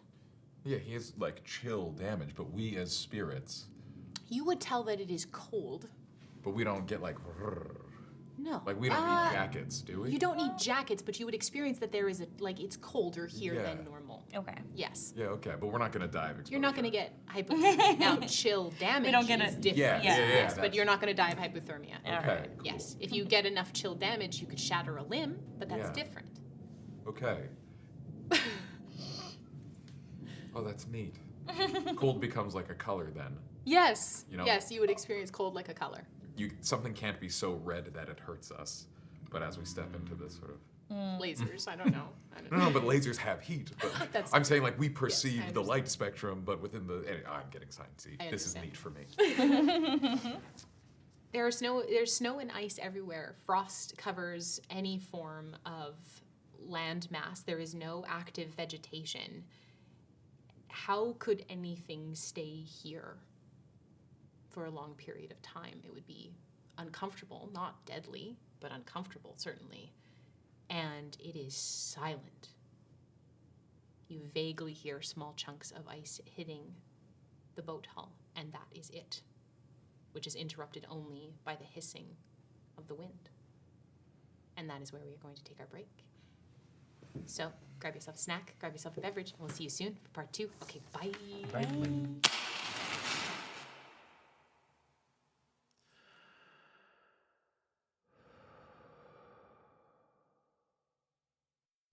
A sin eater's job is far from an easy one. The afterlife is broken, fractured by old magic, ancient pride, and promises never meant to be kept. For the dead to move on, their sins must be consumed, taken into another, and carried away. Atop the hill, a Vagrius manor awaits, rooted in rot, dressed in ivy. The Evagrius family lies scattered across cold stone and silk sheets, each bound by the sin that shaped their life. For a sin eater, each death is a question, each ritual a choice. Forgiveness or damnation. Some rage against their fate, some beg, others, they welcome the silence, but none can pass on without the Sin Eater's hand. And the Sin Eater, they carry it all. Grief, regret, guilt, memory. The taste of what lingers, all in the pursuit of absolution.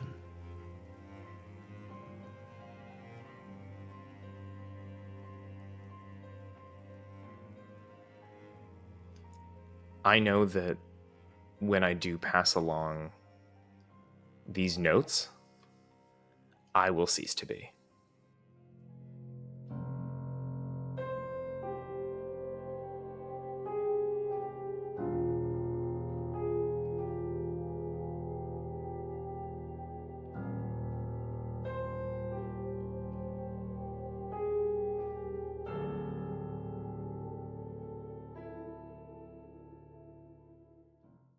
There comes a time in everyone's life where they must choose, weighing the options before them to help them carve a path ahead. These decisions are often fraught and complicated, especially when the allure of power sits just outside your grasp. What would you do if told that you were meant to change the world? Would you carry your title proud and strong? Would you eschew your role, shying away from your foretold purpose?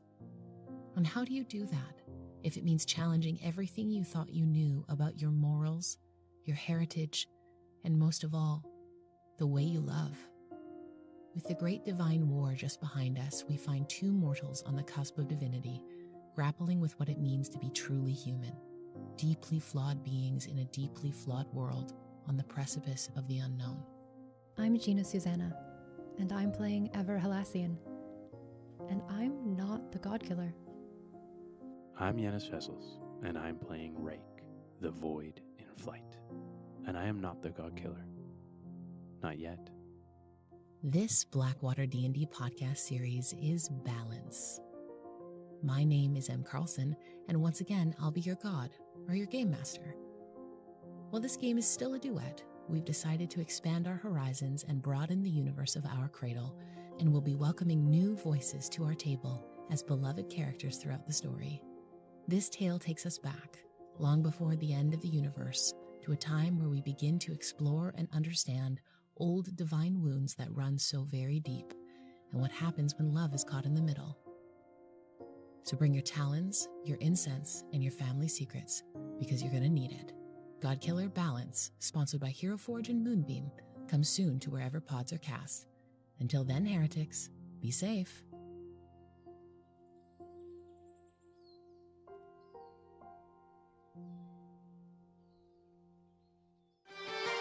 When the world is in trouble and you don't know what to do, gotta call Blackwater and they'll kick some mess for you.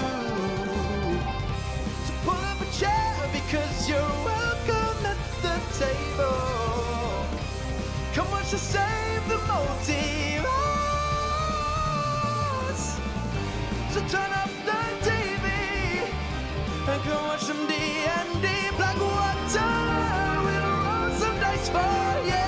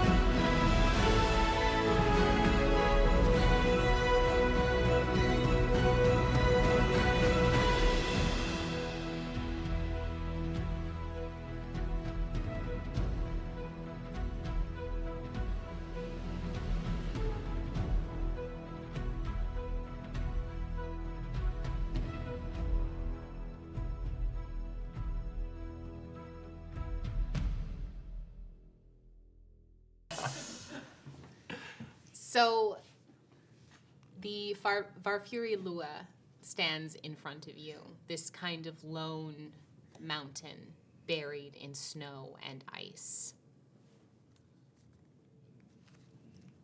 The boat approaches the shoreline. What would you like to do? I mean, pull her in safely and Okay. where whatever we need is up there probably. It's in the caves. Mm-hmm. We have to find the caves. Are they We need to find the caves. accessible on the water, or do we have to cross the land? Do you know? I don't know. I think if we were to try to Do I know? explore it through the water, we didn't make out so well on the way here, and he sort of gestures to the big gouges from the icebergs coming over. I think our best shot is on foot, and I think Yearn will sort of, do Anchor her rope down? stuff. Yes. Because you know if you touch the water, it will hurt you. Yes. Yeah, we have a gangplank. Yes. This is not You our might first not know time. that, but I tell you. Oh, okay. I'm gonna try and tap into that same sense that guided us here and see if I can feel it pulling us anywhere on the island in particular. Incredible. 9 plus 3, 12. Feels good when your thumb is positive, isn't it? Oh, so good. So you would have a sense that the cave would likely be inland. You don't see anything here on the shoreline particularly. There are no kind of open mouth of land that would seem to go below or into the mountain. So you leave the boat. There is no one you can leave on the boat. Your shadows cannot stay. It is only the three of you and the three of them, and they cannot go any further than 50 feet from you. So you head down, and setting foot on the shoreline, Brahm looks to you. It's an expression you haven't seen him wear in a while. You would know that shadows have a distant sense. They can perceive things farther than, not necessarily that you can see, but they know when things are around. There's something that lives here. Like, lives, or is new here? It was not always here. It came, I'm assuming, after Locke left the bottle here. That's not good. I don't think. I don't think the land was always like this. The land Frozen? doesn't like it. Great. But the ice is cold. Not just cold in temperature, but cold with betrayal. Okay. It feels like how sometimes you get when you try really hard to think of what happened. Okay. Not a great feeling. I relay this.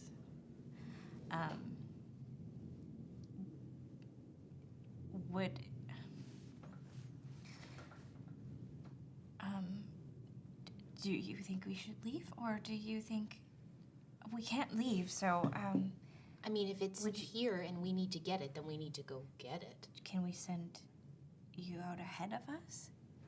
I can't go that far from you. Well, we'll walk along, but just keep our space. You want me to work with them? I do. Really? Please. That big fella is so big. He is really big. Yeah, I think you like a big fella. Brahm can't blush, but does. Yeah. Gets warm. What do you think about the other one? The one that was in the jar? Spooky. Yeah, I don't know. I don't like the It way... knows a lot. I don't like I give you a hard time, but I don't like the way it looks at Hadeon. Yeah. Yeah. It doesn't look at Hadeon like I look at you, even when I'm super mad at you. Or it certainly doesn't look like how Big Fella looks at Yearn. I understand. I think that I'm asking you to trust it in this moment. And if I'm wrong, you can, I don't know, Can I buy call you? me a stupid bitch. Yeah. I I would only call you a stupid bitch if I thought you were truly being a stupid bitch. And I know, and you've told me before. Yes, I have. And I will again. Yeah, yeah, you can bite it if you need to defend yourself. Oh, Yes, defending only. that's a good clarification, I guess. Yes. Fine. And you see that Brahm takes initiative, maybe for the first time in a very long time, and goes and almost like gives kind of a nudge to both Big Fella and Amissus, Hadeon's shadow, and walks forward. And the three of them. Actually, what do you think Big Fella does? Well, That's a better question. What do you think Big Fella does? Yearn landing on this island and stepping foot. I think this is his first time coming across like an Arctic region.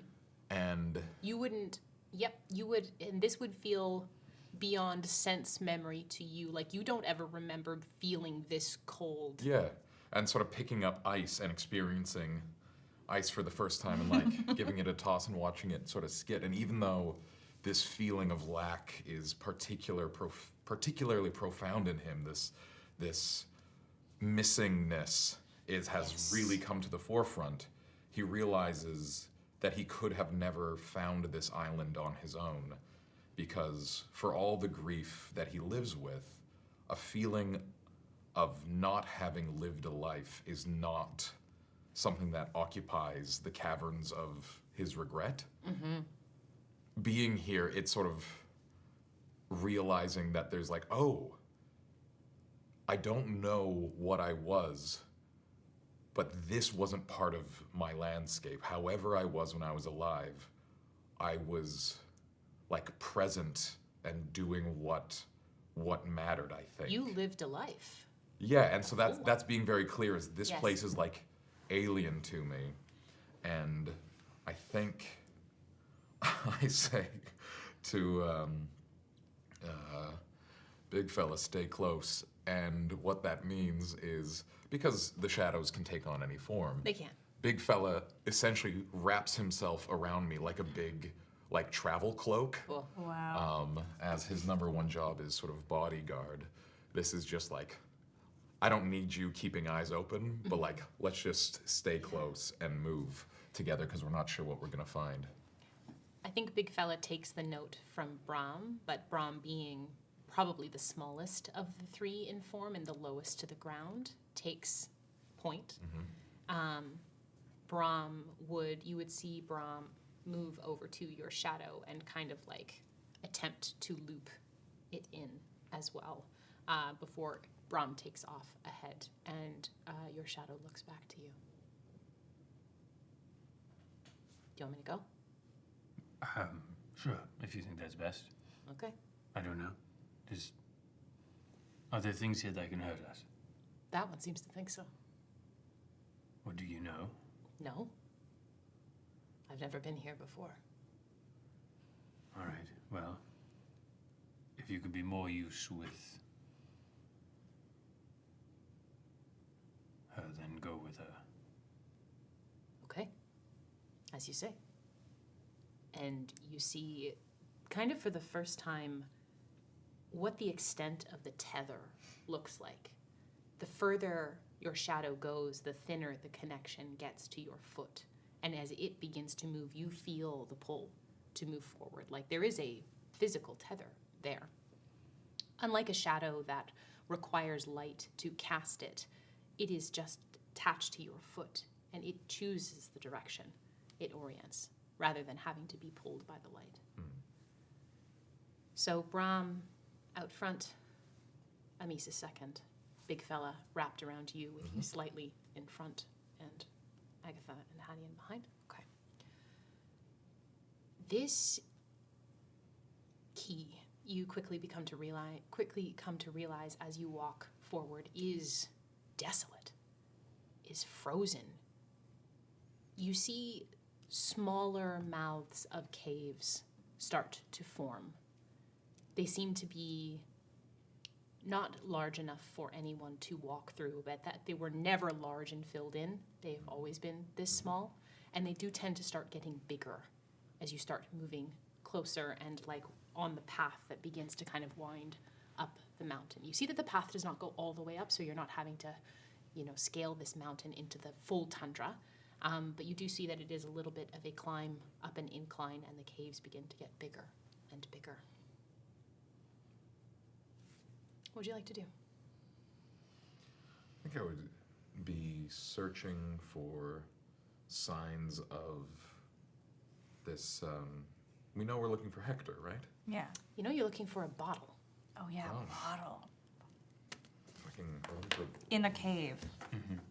So I think I would start, or I would ask Brahm to start exploring the caves. Okay. I am going to roll. Would you like to roll a searching check for Brahm? Yeah. And I'll.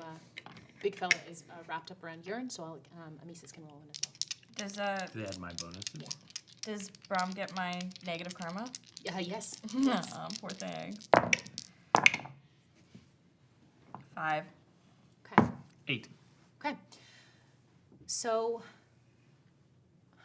as Brahm starts to skitter off towards the smaller caves, you see your shadow begins to start beelining towards the larger caves. And as it moves through, you see its eyes that are usually placed randomly.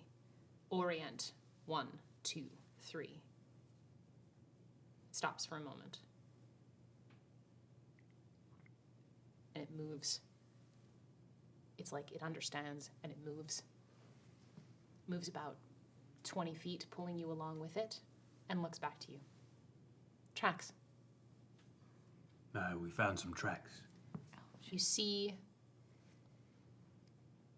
what look to be 2 different types of tracks moving through the frost and the snowdrifts. One looks more humanoid, and the other looks like a large quadrupedal beast. Could this be a person in their shadow? Your shadows don't leave tracks. No. Do they have animals here? What's the term for booristas within universe? Or are we just calling them booristas? It's a great name. Yeah, I would say we could call them baristas, yes. I've never met a spirit that wasn't bipedal, but I could see no reason why there couldn't be animal spirits. And there are creatures here. We saw one on the boat. So there's someone here with a shadow and some sort of animal. There are 2 entities here. Do I know if there are animals in Because this? haunts leave tracks. Yeah. Haunts do leave tracks. Oh, yeah, then it's a haunt. Yeah, that's a haunt. Yeah, I was gonna be like, okay, would know Oh, that makes much more sense. I mean, yes, I've the lived here for- Firebird left giant talon holes in your boat. Let's go see if we can find these people, and maybe they will give us the bottle. Well, haunts aren't necessarily friendly. Well, they're with someone. Yeah. That's true. You keep going. Okay. And the wind starts to pick up, and it is biting. It begins to whistle past your ears, and I'm going to have you roll Cosmic Insight. Ooh, 10. Something about the ink over the last couple days, it is trying to tell you something. First, you heard the voice telling you to come find her.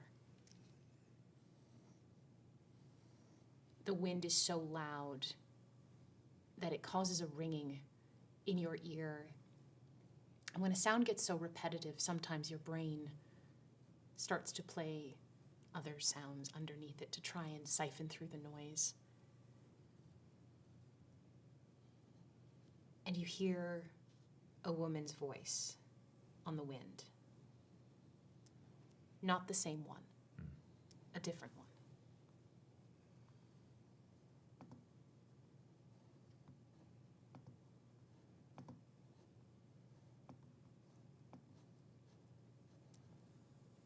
Sister, would you take my heart from me?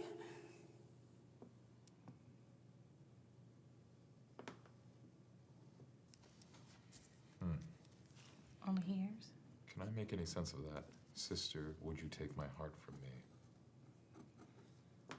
Do I feel a sense of recognition hearing that voice? I knew that Locke was an old friend. Is there any sort of ping like that? Let's have you roll Cosmic Insight here. No problem. That's still on the table.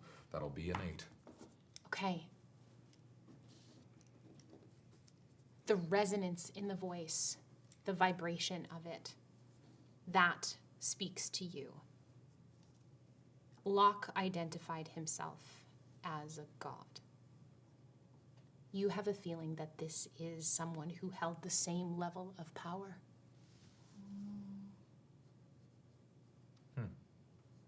Different domain, different being, same level of power.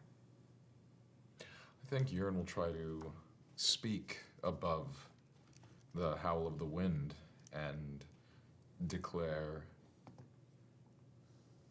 "May all fallen gods present themselves." I'm going to have you roll presence here. 10. You wait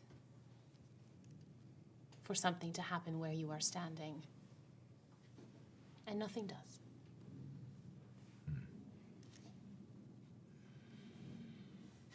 As you're sitting in this moment, big fella having parsed that something is occurring to you, potentially having heard this as well as being connected to you, you see that he shifts his eyes and extends kind of a long flap of this cloak towards a large mouth cave, probably about a third of the way up the mountain.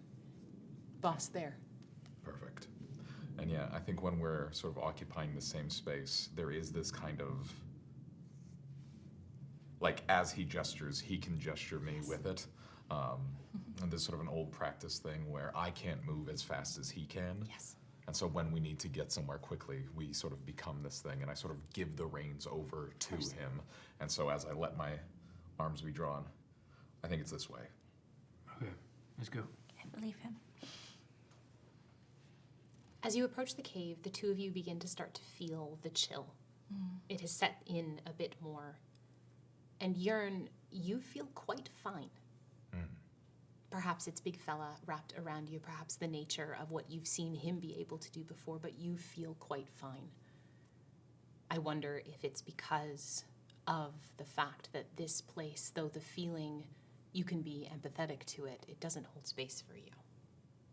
Because this place has become chilled with betrayal, is what she said, right? Yes. And a life unlived. Because Yearn knows he was killed by a friend, but he also doesn't feel any sting of betrayal. And he's wondered about that. How could one die at the hands of a friend and not be betrayed? And he doesn't know. But being in this place, it confirms that the feeling of betrayal, like, has left no stain on him. Which leaves many questions unanswered, but he moves into the cave. Okay. Not even knowing what the weight of that. I love it. Do the two of you follow? Okay. Your shadow's moving alongside you, no longer taking long paces, but staying close, but in front of you. The cave becomes more illuminated than you have seen the ink in quite some time. It's entirely covered in ice, giving off this soft blue glow, like the moon used to. It was nothing short of divinity when Estra rose to its zenith, drawn across the sky by her goddess each night. You remember sitting on the roof of the augury, used to sit there with Tetra. Watch how the moon made the river shine even more, giving it a tinge of blue amongst the gold and the silver and the white. You see that, and as you descend a little bit deeper, you see something as it opens up into a bit more of a cavern that looks like a depiction, a recreation of a bedroom. Created entirely of ice. Simple, but elegant. Icicles hang from the ceiling almost as if a chandelier. There's a bed made of ice with sheets and pillows also of ice. Nothing that could be moved but sculpted like a doll's house. A desk in the corner, and perched atop it is a bottle. It's the only dark spot in the room, filled with something swirling and black. Tim, can you come on out, please? We found him. I think this is a good sign. Beneath the desk, the three of you would see something dark. But it's unclear, I think, at this distance, you're still about 30 feet away. But what strikes you the most, I think, as you're taking in this room, it's almost as if it looks like a reflection first, and then you realize it was real. Looks like a mirage, but then realized. There's a figure sitting on the bed, a woman, face in her hands, and she is crying. You hear the sounds of her crying. You see her look up at nothing, a pleading look on her face, and you hear her speak. All of you do, but you would recognize it as the same voice.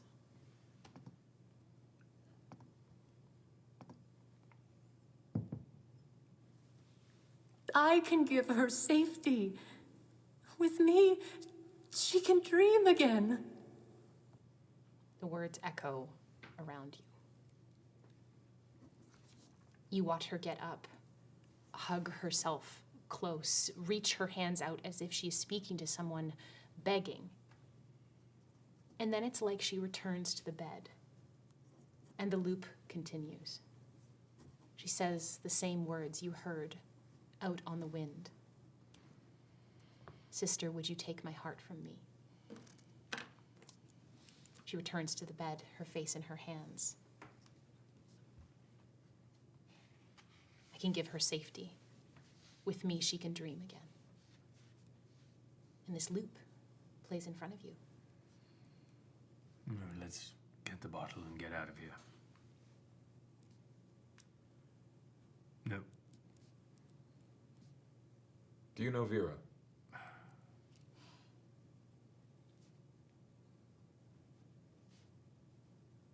see the face of the woman look towards you, searching for recognition. I am her other half. I am looking for Vera. The 6 and a 4.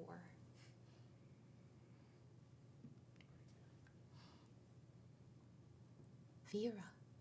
Yes.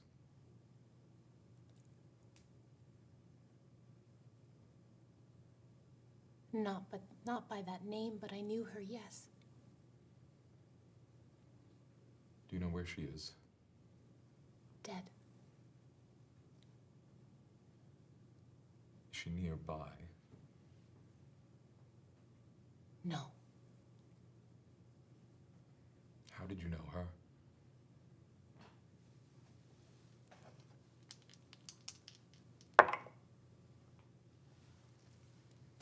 With a 3 and a 1. It's like the loop breaks for a moment, and she returns to the loop that she was on.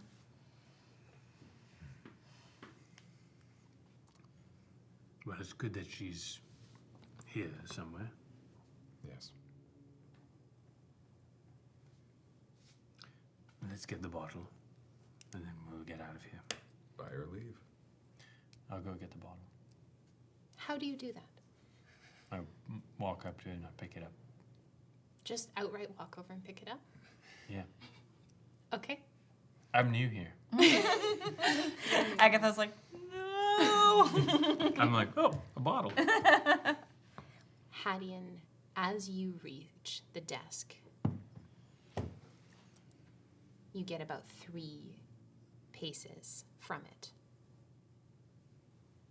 Your shadow begins to move towards, to flank you, keeping itself between the woman and you. Something leaps out from under the desk, begins to tackle your shadow to the ground. With this,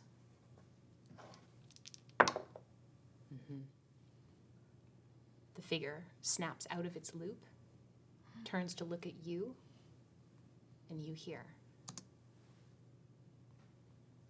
I'd like it to play. Tandem, no! No, please! This woman screams in agony. What was that first name she said? Tenebe. Tenebe. Tenebe. She reaches out towards you, Hadeon. Her hand falls down, followed by her second. A cry of agony that follows, shifting into a roar. She begins to transform. The life form of pale blue light shifting into this corporeal body of a large bear-like creature. Quadrupedal, icy breath emerges from its nostrils, icicles hanging from its body as its milky white eyes narrow in on the 3 of you and search back to you. And we now move into combat. Can I open up that bottle first? Well, Tim, for the sake of Got combat, it in my hand. your shadow is free. Great. That's great. You are in the bottle, but your shadow is free. Okay. We are in medium proximity here. Everything is within 50 feet of you. We won't be moving into that far or distant range. Awesome. So the reminder of the 4 things you can do during combat. Basic attacks, using your power, hexing, or shielding. Okay? Healing happens after combat. All right. So, first stage of combat. The round is starting. I will have everyone state their intention with their cards of what they choose to do. Okay? Good. I'm gonna hold it like this and then flip it so the kids at home can see it. That's fun. I don't want them to know. Okay. Keep it close to your chest. So, now we all reveal what we choose to do this round. Oh, fun. I love this. Okay. So, for the sake of expediency, we are going to have GM move first, and then the 4 of you can just decide what order that you move in. This combat happens in rounds with everything proceeding to take place at the same time. We will move through the end of this round, and then we will start another until either all of you are dead or this creature is dead. Okay, so the bear tries to focus in its eyes. It really doesn't like that you moved the bottle, but it seems that there is something busy happening in front of you. 2 shadows seem to have started attacking each other, so it is going to take a unoccupied target, and it is going to come for Big Fella. And what does it look like as this bear creature rushes towards you? What happens in that moment? Clarity for Sean's Yes. sake. Our shadows go down and we disappear, but our spirits cannot take damage, correct? Your spirits do not take damage. Amazing. Then Yes. in this moment, You can, your shadows do all of the combat. yes, Your shadow can shield itself by hiding behind you and Yeah. take half damage. It can choose to do that. I think in this moment, as we are in our together stance, Big Fella and Yearn are united in what they're looking to do. Yes. And so we're sort of going Venom I on love this it. thing as the bear comes at us and we move directly towards the bear Wonderful. to sort of You see this sort of cloak like come down Yearn's arm and sort of swell off the back of him as Big Fella lives up to his namesake. But ultimately, like the core of it is still Yearn moving with Big Fella as like Big Fella, Yearn, and this bear sort of lock in. Yes. As bears do when they fight each other. Incredible. So this bear is going to run and attack you. And you see that as you move to kind of become symbiotic with Big Fella. Absolutely drift compatible. It wouldn't be a series if we didn't drop one Pacific Rim reference. It's going to come in and it is going to try and claw straight for the both of you at this point. Well, it's going to get the crimson So typhoon. this creature, despite what you might think, has positive karma. Oh, good for it. It did not wrong. It was wrong. It was wrong. Okay, so that is going to be. What is your base defense? 5. Yeah, with an 11. This hits you. And we are going to do some claw damage here.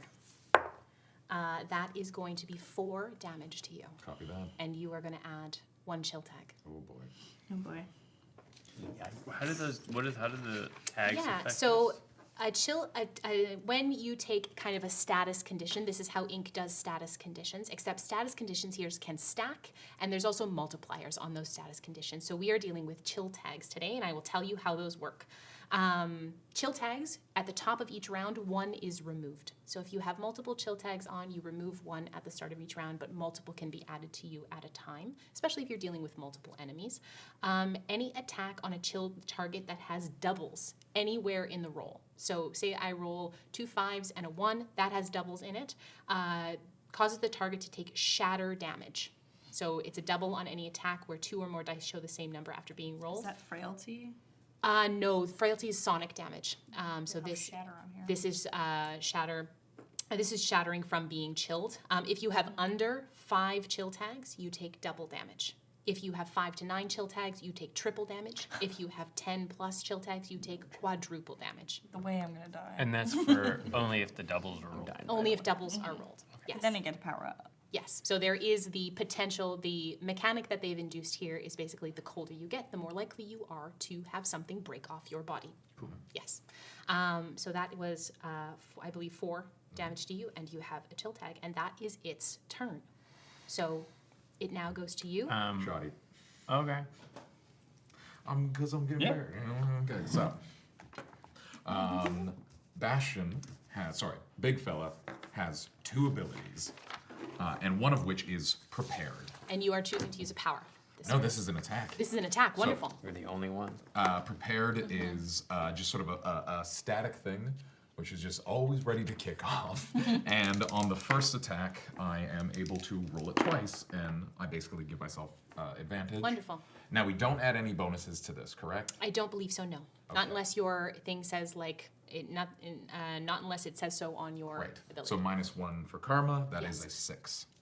You would, in violent combat, rather than minusing or plussing 1 for combat, you roll an extra die and plus or minus that. Oh no. Oh, that's bad for you. Oh no.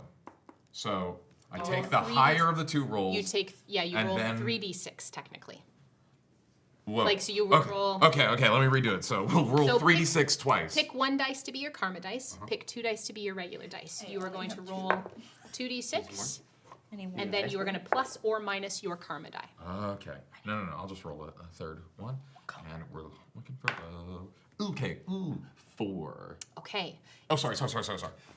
7 minus 2 is 5. A 5 does not hit. Tell me what it looks like as Big Fella. Oh, damn. Big Fella tries to, rather than attack, was trying to initiate a grab on this, a bear hug, if you will. But I think just underestimates the power of this bear. And like as Yearn tries to gain purchase on this big fucking bear, just gets fucking swatted away. Okay. And the follow-up that he was hoping to happen is just not gonna happen. Okay. Who's next? I'll go next. So the bear is fighting with Big Fella and Yearn. Yes. What is this shadow? Whose shadow is this that's rolling around with Amissus? Is this the woman's shadow? No. You look at this shadow that has jumped out from under the desk, and it's connected to the bottle. Oh, all right. Tim, chill. Okay. I'm gonna. It's a bottle, dude. It's a bottle. I know you're new, but that's a bottle. I'm not the bottle. Amissus is gonna. It doesn't. He doesn't know that this is a potentially. Picture of you.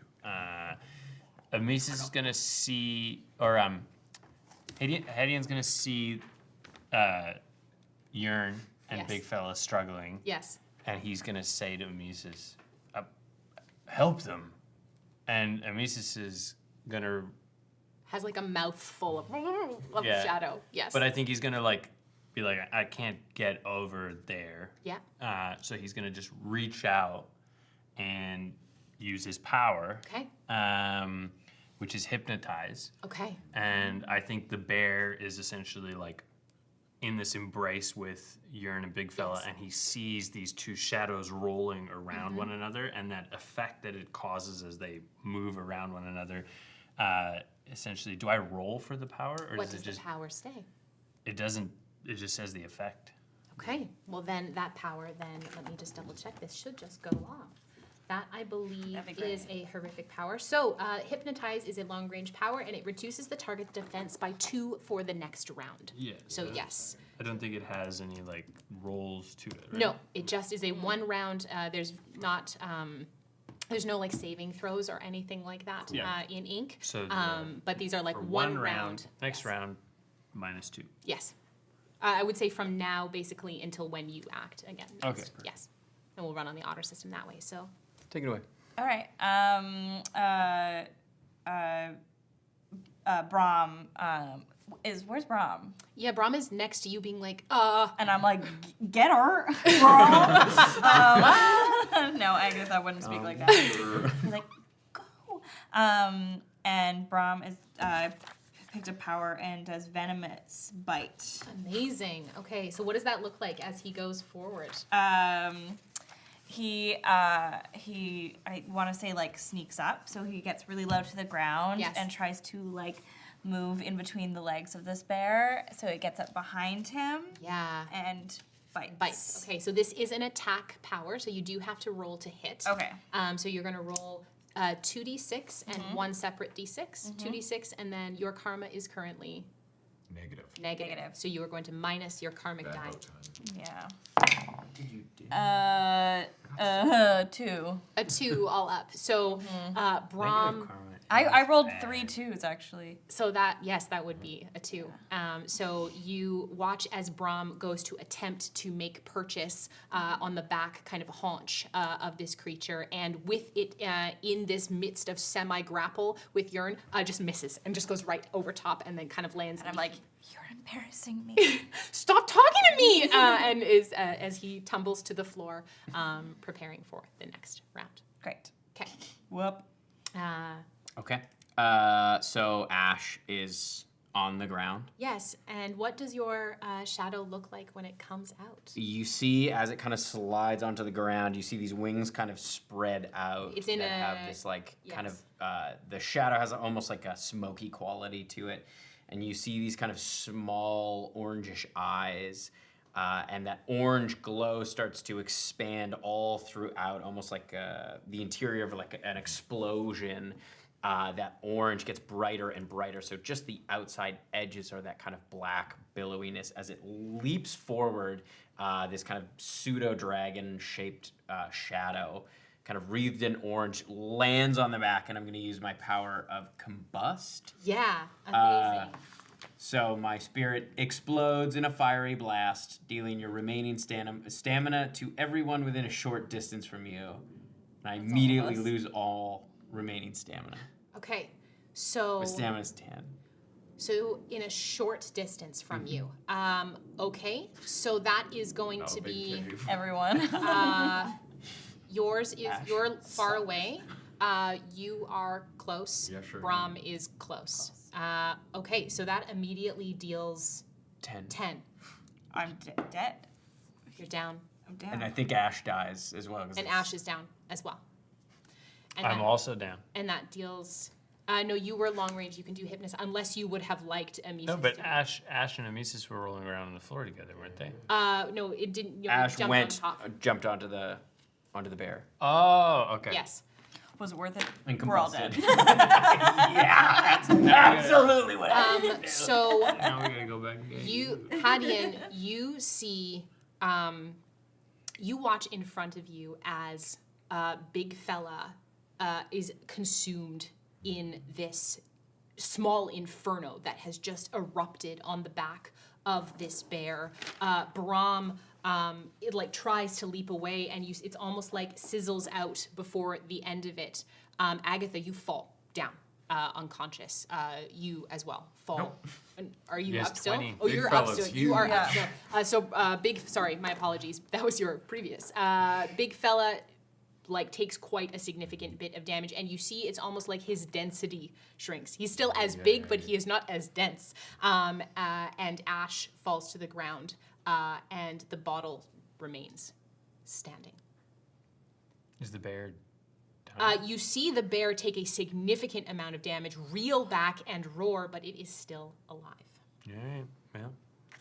And you see that it took more damage than it looked like than you folks did. Okay. So that is all of the players going. You fall unconscious as this round in combat. The GM now moves their enemies. The bear is right in melee with you. It is exactly where it wants to be. It is within spirit distance of you. Do any of you wish to move? Now is your time to move. They dead. I won't, but I did. Amissus will move closer to the bear. Amissus moves Thanks, closer. Okay, Jill. and immediately gets up into spirit, Yeah. into attacking distance. Okay, so for the two of you that remaining, we start to the top of the round. If anyone has a chill tag, they may now remove it. Get gone. Amazing. Okay. Go. And so the round begins again. So you can tell we can all state what we are planning to do. Yeah. Probably. And yeah, we can all flip them if you like. Yeah. Wonderful. Gotta. Okay. Just kidding. I'm Wonderful. Good. Okay, so I will go first. I am going to, the first one worked so well last time. I am going to reach out, or the bear is going to reach out, and seeing that the thing that hurt it is gone, it cannot move. It's not wanting to move farther from where you are, so it is going to roll out to hit you with its claw again. Okay, that actually may not hit you. What is your base 5. defense? 5. It hits you. Yep. Yes. And we are going to roll 1d6, and you are going to add that chill tag. Sure will. Yeah, there she is. That is going to be 4 Oh boy. damage. Oh, it's getting close. It's getting there. Okay. So either of you two may act. All right. He's going to attack. Okay. So that you roll 2d6 plus my. So you're going to roll 2d6. You're going to roll your karmic d6. But I add it. And now you add it because your karma is finally positive. All right. That's going to be 14. Yeah, 14 absolutely hits. So then I roll 1d6 and a terror tag. Oh, and a terror tag. What does that tell me? What it looks like as Amissus begins to terrorize this bear. I think what it is that Amissus attacks. He comes up on either side and he takes his like hands or hand-like appendages. His hand-like appendages, yeah. And they become sharp, and he sort of jabs them in either side of the bear's face. Yes. And like forces it to lock eyes with it. Yeah. And it just like its eyes just become dark pits. Yeah. And sort of like almost in that sort of hypnotize trend, it sort of shows it like the darkness and almost like a nightmare come to life. I love it. So that's 3 damage Okay. and a terror tag, Wonderful. which I don't know what that does. So Terror tags. Let us take. Yeah, tell me what you can take a look at what terror tags do while we move over here to Big Fella. Big fella is locked in with this creature. It is. Yearn's gonna slip out from their Okay. sort of symbiote position. And you would know that your spirits never willingly run away. Yeah. You may run as spirits, but your shadows never run away. They're just Yes. they're locked in. But Yearn will use his attack action to he himself swap that jar off the thing because we broke Amissus out of that last jar. Yes. And so he's pretty confident that he can solve whatever's in the jar. If we can get it out, then things will be fine. Incredible. I'm not gonna even make you roll to hit it. You're a competent spirit. You hit the jar, or you hit the bottle, and it cracks glass on glass, or glass on ice, and it shatters. Hektor, you feel it's like life rewinds very, very quickly and then speeds up again. You have a vague memory of being on the beach. You have the memory of this thing pulling you towards the tear. You have a memory of stabbing your shield in. And then you remember nothing, but it was cold.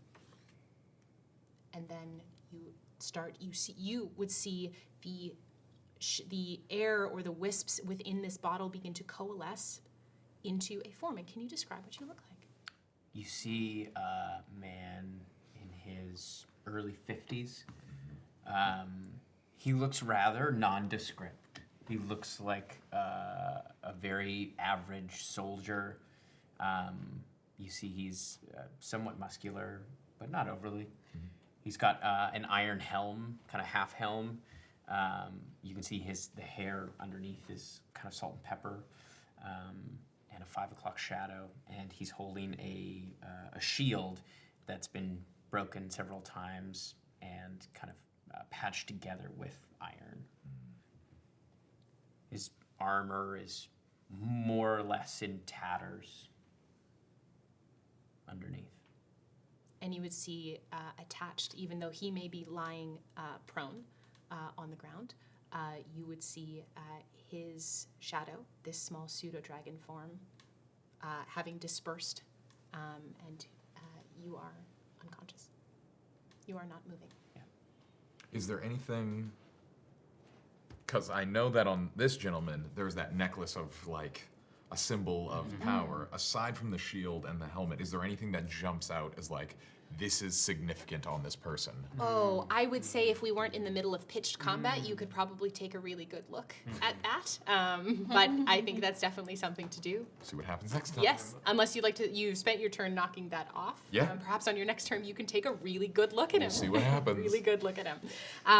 Okay. So on a terror tag, anytime you roll, the person who has the tag on it rolls to attack. Yes. If they roll a 1, if they have less than 7 terror tags. Yes. If they roll a 1, not on the karma dice, but on the other 2, they automatically miss, regardless of what the doesn't have to be total double is. ones, just a 1. Just a 1. Love that. If it's above 7 terror tags, then it's a 1 and a 2. I love that. So basically, One. yeah, even if the number adds up to enough, if there's a 1 rolled on the standard 2 die, Yes. it's a miss. Okay. Nice. Wonderful. Yeah, next round. Okay, so would either of you like to move?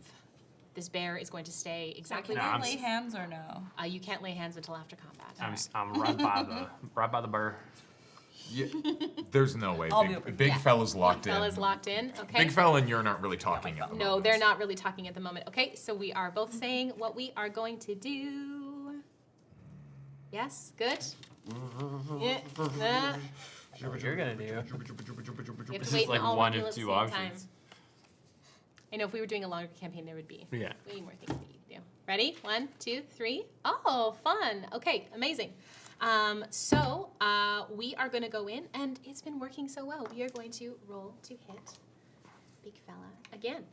So I have my karma dice here. The karma dice does not count for that. It's Our just, karma dice doesn't count. Okay. just the other 2. I rolled 2 ones. Oh, Yes. So you watch as I think you hear This bear is hurting, and you see that shards of ice are beginning to crack away from it. There is no flesh. It seems to be primarily ice and light. And as you have been hitting it and damaging it, it seems to start kind of chipping away, and it lashes out, and part of its arm just melts, I would say, kind of down into the ground, part of it already melted by the combustion, and misses Big Fella entirely. So good. back to the two of you. What would you like to do? Attack. Okay. Ooh, that was bad on those two, but my karma dice is good, so that's a 9. A 9. Okay, a 9 beats its defensive 8, so that hits. So 8. It is now back to 8 after having a defensive 6. only 1 damage. Okay. But another terror tag. Another terror tag. Okay.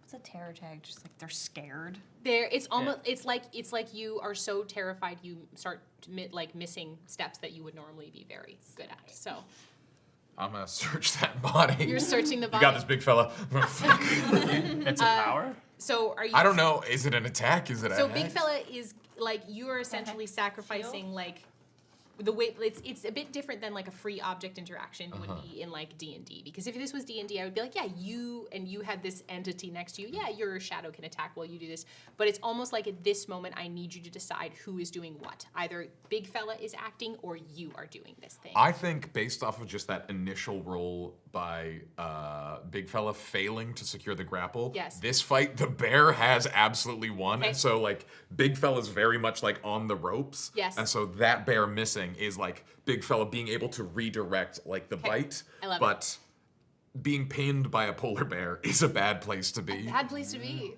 Big fella has lost this fight in the first thing, and so big fella's just doing his best to survive. Okay. Love your work. And Yearn is he's gonna do his own thing and is basically abandoning big fella to his own devices. to whatever's gonna happen with the polar bear. Okay, all right. So how would you what are you looking for?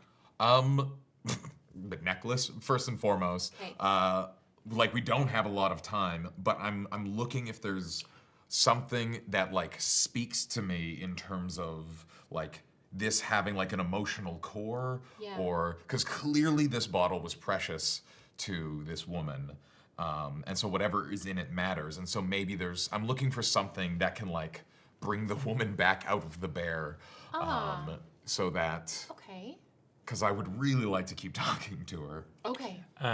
Just a quick point. I forgot. My necklace adds 1 damage per thing, so the last 2 should have had 2 more damage. So 2 more damage over the course of the last 2 rounds. Sounds good. I will honor that. So we are learning this system for the first time and playing Sorry, it. It's I need great. to make it bigger on my notes. Yes.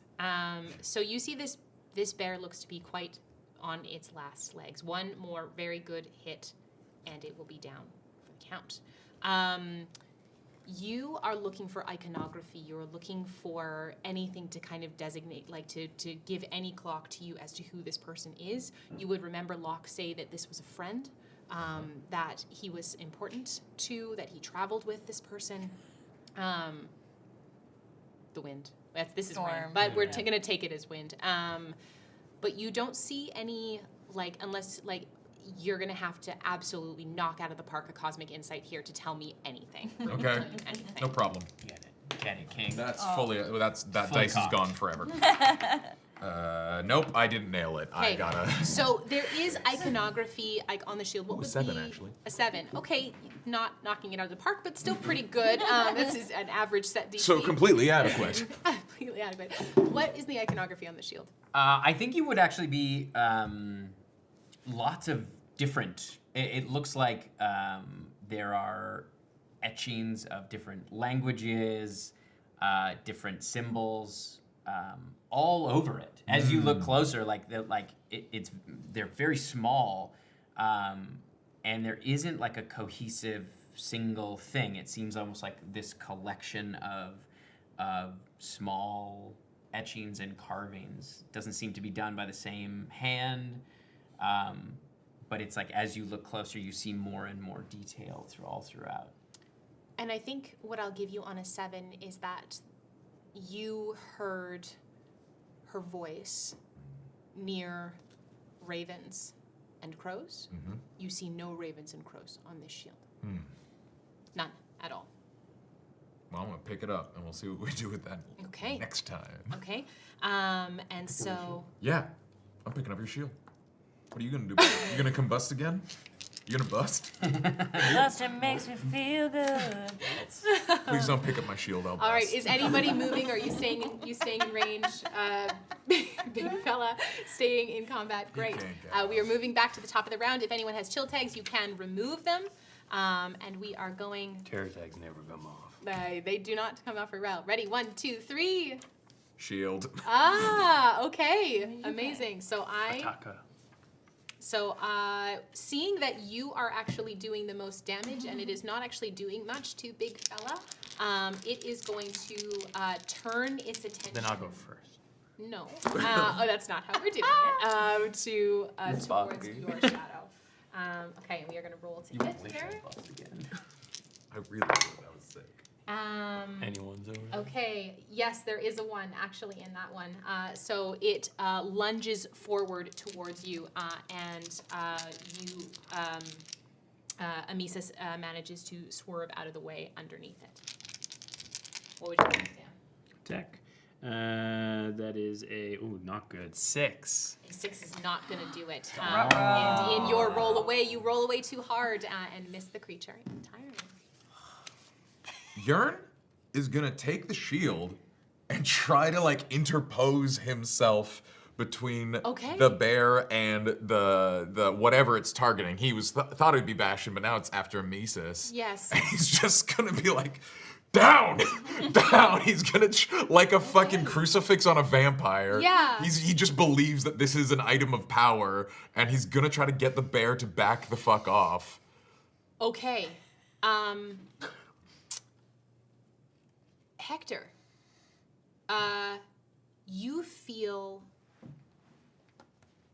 that incredibly powerful emotion well up in your chest, like the memory I described to you earlier. Mm-hmm. And truly, in an act of whatever divinity is left here, someone is in need of protection and aid. And by taking your shield and using it is calling upon you to help. Yeah! As you come back up with Do I get to act? Absolutely. You can state what you're gonna do. And is then Ash awake? Combust again. I think Ash. What does it look like as Ash reconstitutes as you come back up? It's like that flame is kind of lit again as the eyes kind of alight like candles, and the smoke reappears. It's almost like there is a spark that comes from the shield itself that pulls off of the wood of the shield, turning it into smoke. And you see this pseudo-dragon reform its shadow connection with Hektor as you hear him exclaim as he is conscious with 1 stamina. Do something useful! She's gonna attack. Yeah, who's going first between the two of you? I've already gone. You've already gone. Perfect. Go ahead. We got a latecomer. Okay. Ash is going to leap forward, and you see like these kind of shadowy claws, again, sort of tipped with orange, almost like an explosion underneath, kind of drive into the back of the creature. Okay. So I have positive karma still? You do? Yeah, so make sure your karma die. Yeah, your karma. Oh yeah, I get another karma dice. No, just 1. Right. So But you're then- rolling 3 dice collectively. Yes. Oh, that's so good. 2 5s and a 6. Incredible. That is, a 16. Tell me what you do. 2d6 damage. 2d6 damage. And a burn tag. Burn tag. 9 points of damage. Take me through how this ends.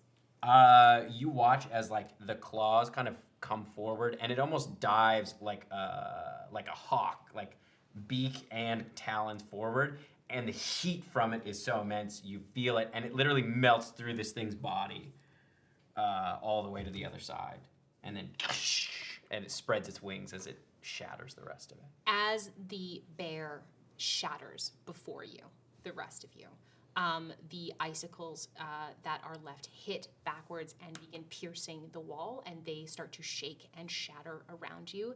Mixed with the heat, you see that the heat will be enough to melt the rest of this room, but things are starting to fall from the walls. You're not in any danger of getting like caved in or anything here. Like the ice is melting as fast as essentially as it is falling, but that combination is particularly dangerous to a creature like this, but it is gone in front of you.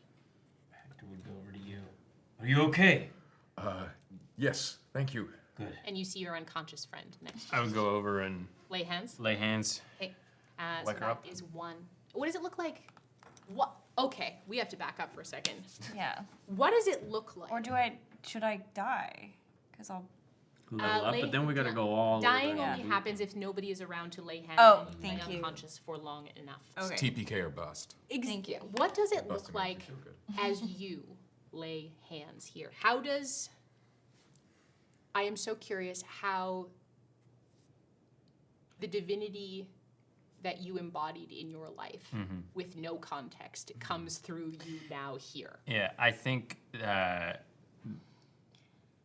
I think Hadeon makes his way over, and he bends down next to Agatha, and instinctually he knows how to bring her back, because even being a cleric of Ashmedai, he still was a cleric and still could heal. And I think he reaches down and he places his hand sort of on her temple, and there's a moment where Ash is burned through the bear and is flaring up, and I think the shadow that he casts against the wall is this massive sort of like devil that it casts against the wall, and everything else is normal. Like Agatha's shadow is still the perfect silhouette of her on the ground, but his is sort of looming above her with like great horns, with the necklace hanging around that devil's form. And I will say cloven hooves probably on your feet. Exactly, and then as that flash diminishes and he lays on hand, that shadow returns to normal, and he is oblivious to it. I think they see it as they glance over, but he doesn't notice it. I don't think he clocks it. And I think you hear, as you lay hands on Agatha, you hear Amissus laugh in a deeper tone. Oh, Jesus. Than you have heard him speak before. There is a cruelty to it. Doesn't stop you. I think it is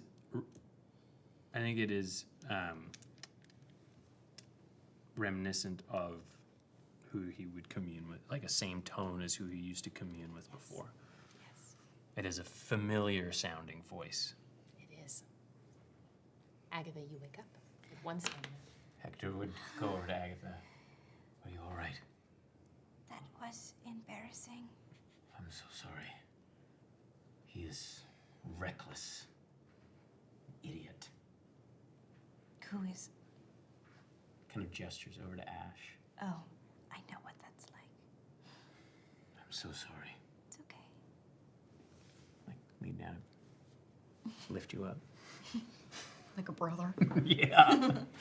She's like lifted up so quickly and easily. She's like, oh.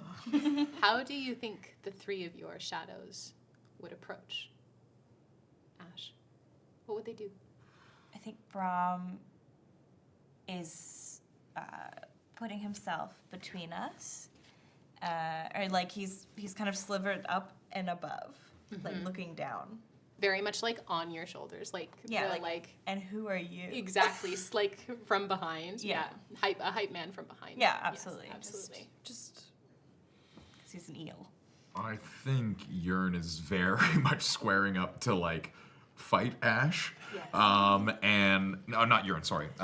Big fella. Yes. And Yearn sort of walks straight up and just gives some very hard eye contact for Big fella to stand down. And then like Boss? keeps and returns the shield. Hector would look over at Big Fella. I don't like him either. Thank you. Do you know who she was that became the bear? No, I'm sorry. How did you come to find yourself in this place? I was on a beach, and he was dragging me, and I resisted, and went You were on a unconscious. The bear was dragging you? No, Ash. Oh, fudge. You were on a beach. Yes. When you fell, did you fall into water? Yes, I did. Yes. Sorry. I think Hadeon and Amissus would be standing together regarding Ash and Hektor and the shield especially. And Hadeon would say, I don't remember much, but it is setting off alarms in my head. Well, it should.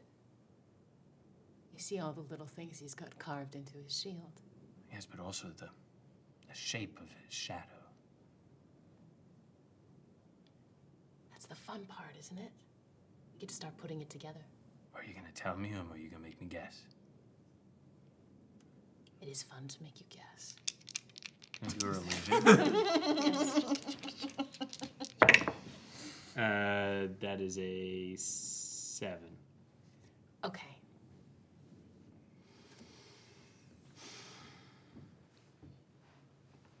You would see who was around. You would see the same iconography of your former god carved into the shield, not prominently, But like part of the story. part of the story. Do I get any sort of idea of what the event is that this shield is speaking of? Because I get a feeling that this shield is talking about who was involved in a certain like event or occurrence. And I'm trying to see which other god's iconography there are on this shield that I would recognize that would have lasted to my time. I would say with a 7, with how little you know, you've latched onto yours. You've understood your iconography. I don't think you know enough I think you can recognize that they are symbols of gods, but I don't think you can pick them out as of this time with the knowledge that you have. You're worried. Well, for the record, can they hear me what I say to my shadow? No. Well, he's a god So it's said. that has the iconography of other gods on his shield, including my former employer.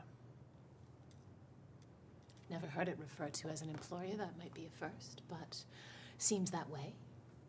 Seems like he was important. Locke certainly seemed to think so.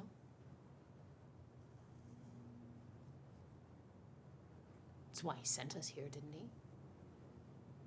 I'm sure there are other gods in the ink. So gods die, but who kills them? Remind me. Yes. You're in a In podcast. in terms of Rev. the timeline of Yes. Hadeon's death. Yes. Where in the timeline of God dying was I? Because this is something I'm still trying to wrap my head around. The time period that our spirits enter the ink, the order we enter in is not necessarily Linear. It's not representative linear. of the order that we died in Yes. reality. So Yes. when I know what I mean. Hadeon Died. entered, Yes. had gods started being killed yet in my time? Is this for Yanis to know? This is just as a point of reference of like, would Yeah. he have anything to draw on about? Because you asked me, who kills gods. Does he even know that gods can die yet? Yes, of course he knows that gods can die. Okay, so Yes. this is post some gods. So for you, because you An understand. amount of gods have died. Yeah. For you, because you were in both shows and generally understand the timeline of things, Hadeon died about 50 years after the Devoid Massacre. Okay, which was 500 years before Oblivion.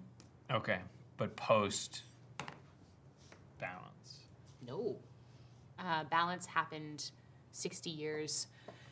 Sorry, Balance happened like 5 years after the Divine War. But this was pre. Okay. Jurassic.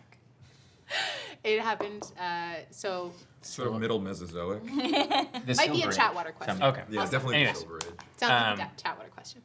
Well, But you, Like yes, 8 years post Dust Bowl. you would understand that gods can In die. the depression. And you would have heard, I mean, even from the knowledge you have, you would have heard Pre-Demo, Locke say that he was killed. post-Depression. yeah. Friends. And so you would have, like, you would have the concept that gods can The die. band. We didn't start the fire. Huh? Why didn't you go talk to him? You're just over here talking to me. You could just have so much more fun talking to him. We get out of here. Yes, that's what we came to do. Tell us on the way, how'd you find yourself in the jar? I don't remember. No, tracks. I feel unconscious. Remember we were told how he was put in the jar. So tell me, how was I put in the jar? You tell him, how was he put in the jar? I don't think we're supposed to tell him how he was put Let's in the walk and talk. We are walking. I'm walking. Hadeon. Hadeon. Hektor. Hektor. Hektor the... Protector. Do you remember your life before you ended up here? Yes. I lived in a village. I fought. I traveled. That's about the extent of what I remember. Who did you fight for? Many people. Many people I came across in my travels. Wherever a shield was in need, I seemed to find myself always at the center of it. A protector. Of a kind, yeah, I guess. For those who are weak, Not always. but in need. Yeah. It's a very divine nature. I suppose it's just my fate. Ash snuffs in the background. And then him? I died in a fire. During a battle. Yes. At the hand of... Flame. The all-consuming flame.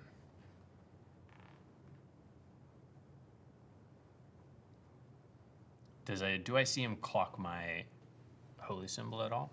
I don't know. Do you clock a necklace? He wears a necklace. It is It's big. it's like a I large. guess I don't miss it. It's a large garnet the size of like a fist. Yeah, I would, but I don't know that I would necessarily... I don't think I would necessarily Okay. recognize the... No So I don't. recognition. Okay.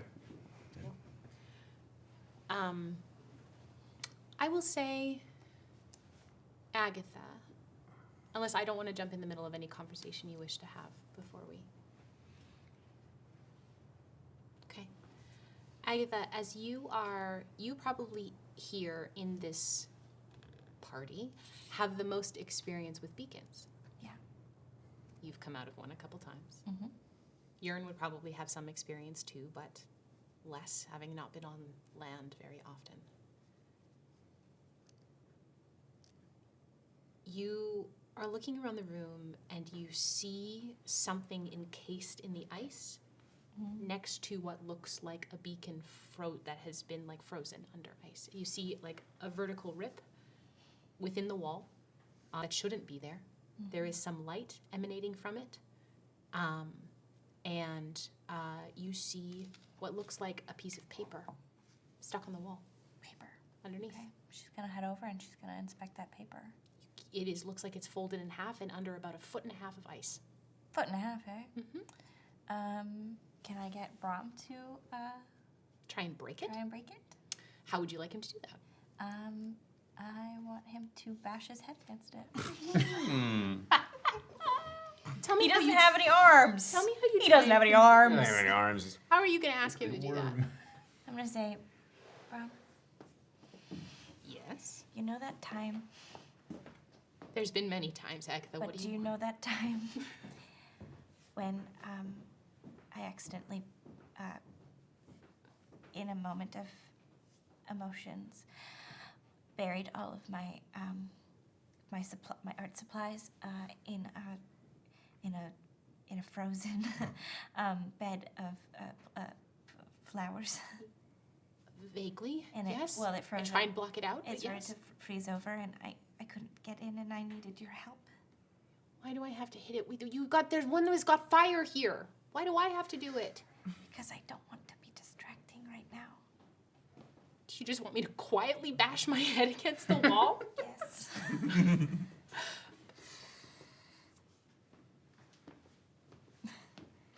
3 songs. Okay. 2 trips hunting. Okay. Promise? I promise. I didn't like when you died. I didn't like when you almost died. Well, I didn't like that you kind of died too. Kate. And then he just starts quietly, just softly bashing his head, and you hear thunking against the ice from where Agatha's kind of standing. like- Brahm is I noticed that for sure. absolutely. Yeah. It's like you just hear a Kate, or you wouldn't hear it speak. You just hear Agatha kind of like step aside, and then you just hear a thunk, thunk, thunk, thunk over and over again. I feel like Ash would want to get in on that. Absolutely. Yeah. because Like, yeah, let's fucking go! you see, does Ash, do you think approach with flame, or do you think approach with Head. okay. Hot head. Couple of headbangers over here. What I will have you do is I'm going to have you both make bash attacks. It is a special power, but I'm going to just have you roll it. It says you need a Do I need my karma one too? let's roll to hit to see if you don't hurt yourself. Because if you want Okay. to, you have motivation to get this beacon because you want to refresh. Yeah. Okay, yeah, go ahead. You can bash.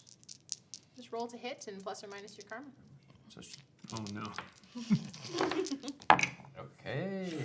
Oh no. Babe, that's a 0. Well, we won't do any of the negative because I am asking you to do this. So Brahm doesn't make any impact. Sorry, what did you? 10. 10. So you hear kind of She's like like too polite that she didn't want to ask for help and Yeah. just fucked herself. Brahm is like slowly hitting his head over and over in the same spot, making absolutely there's like maybe a nail-sized Yeah. little chip of ice coming out, and you hear like a flapping of wings. You instinctually step out of the way, and this pseudo dragon shadow gets really large, eyes alight, and crashes right into Head first. Head first. I'm gonna have you roll. You can roll. Let's say 2d6 of damage. 10. Yeah. That combined Hot with dice. just how warm, hot dice, Carlson, with how warm Ash is in general, you see that the ice shatters and the paper falls off the wall and the beacon is exposed. Great. Aggie, she still thinks she's trying to be sneaky, even though this whole thing's happened. Just slightly bends down and picks up the paper.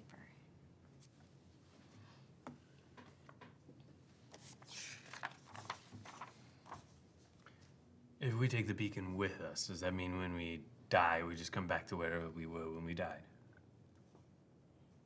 Can the beacon be immobile? Is this a question for me or to your party mate? To my party mates. I don't believe. And then I'm not here- tangentially you. Yeah, I don't. I don't think a beacon I've can be mobile. never seen A it. beacon is a rip in the fabric of reality. So I don't know what a beacon is. Welcome to Beacons. It'll help heal us. I mean, don't look at me. What is in your hand? I found it. It being the paper? Is it a note? Yes. Does it say bad things? I don't know. I haven't read it All yet. right, read it and then give us the cliff notes. Or just read it aloud, and we can all take it in simultaneously. Okay.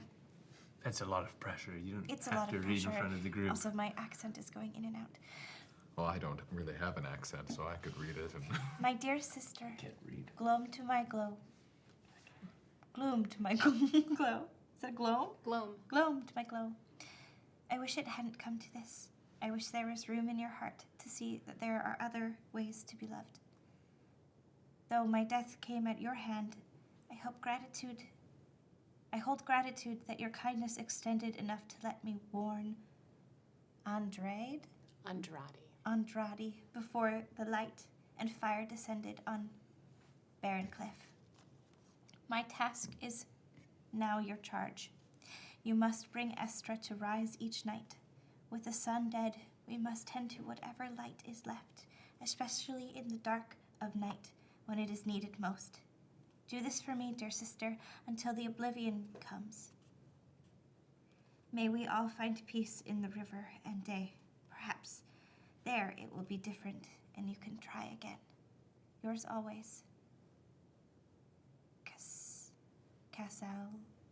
Cassaldria?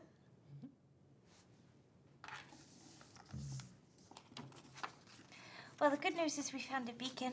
Are you staring at me? Are you staring at me? I haven't done anything wrong. I know this. Do I know this? The name Cassaldria means so much to me. I was like, wait a second, I think I know this. You would immediately know who Cassaldria is. Yeah. Cassaldria is the goddess of the moon. The moon, yeah. And it is striking to you because you know who her sister is. Yeah. Tanebe. Yes. And she is claiming in this letter that Tanebe killed her. Tanebe killed Cassaldria. And I didn't know that before.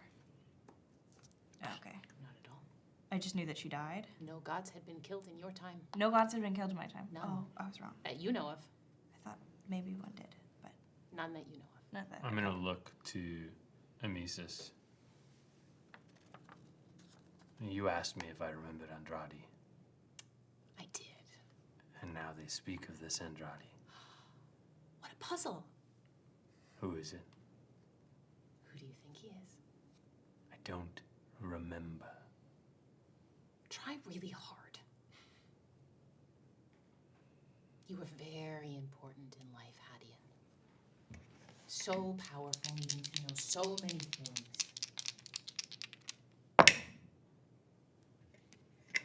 Do I add my religion? I will let you add it. Okay. That is a 10. My question from M to you. Do you want the answer from me, or do you want the answer from Amissus? I think he's trying to remember it. So I want to, from you. I don't want a Amissus version. He's refusing to give me the answer. He's trying to remember on his own. Okay. This is the second time you've heard the name Andrade spoken. And Do I know Andrade? no, okay. I think it's not Andrade that rings first, but Barren Cliff. The note in the letter about the light and the fire.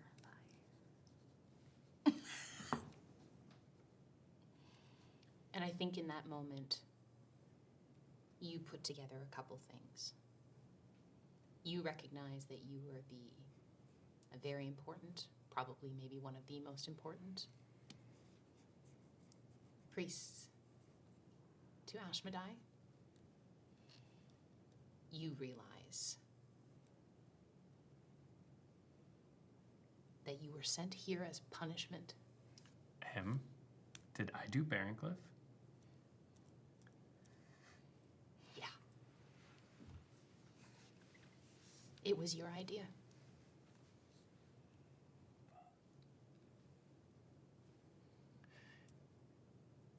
I think when Amissus says, try and think really hard and remember, I think there's a moment where Hadeon is confused and then tries to, he's trying to remember something he doesn't even have, a thread to pull on.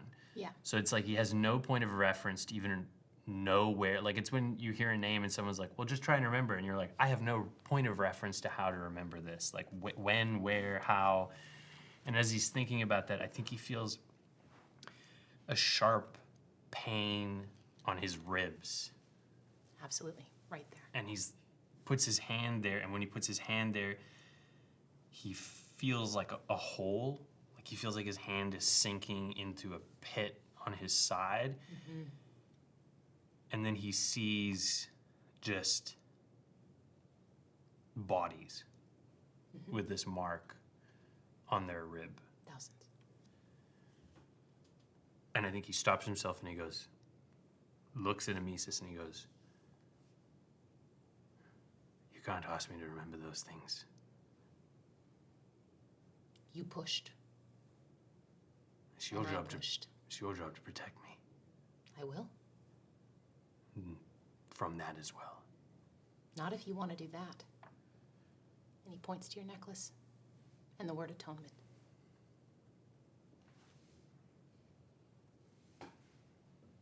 I keep you alive down here. And I remember. So you remember. So you can do that.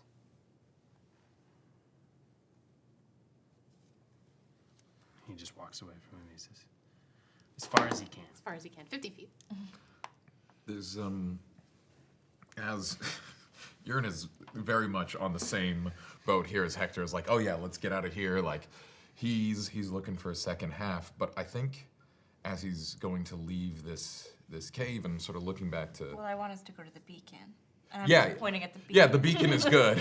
Like, we started leaving and then smack, smack, smack, and then, I'm like, you know... no, we need to Yeah, get yeah, better. I've noticed in this cave, like as we maybe only got 20 feet before we heard the knock, knock, knock of the woodpecker. Who is an eel? That big fella hasn't come along, has sort of stayed in the cave, and so there's Yearn has this great desire to sort of get to the next thing, to get closer to his goal, but there's something tugging at him, like Yearn is kind of doing that He's thing. dug his heels in. Yeah, where it's staying put, and something just strikes Yearn, and there's no remnants of the bear, right? It's ice, and you see the room is starting to severely degrade. Yeah, and there's just this feeling where he sort of snaps, sort of wakes up from himself, and he's realizing this kind of tragedy that has happened here, that there was this singular space, this gorgeous room made of ice that was like nothing he'd ever seen before, and likely there's nothing like this is ever going to exist here again. And he just sort of slowly comes back into the cave, and stands next to Big Fella, and he sort of puts his hand on Big Fella's shoulder and just wants to stay here as it melts. To be here as... He doesn't really know what to do. Maybe there's nothing to do.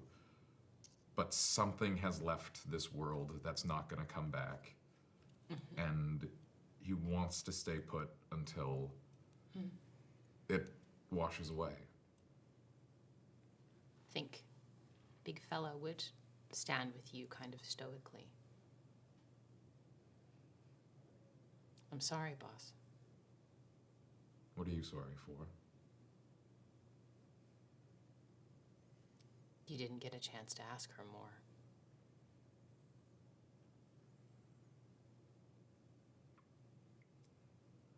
We'll find her. Yeah. Maybe it's good that we go closer to the well light with purpose.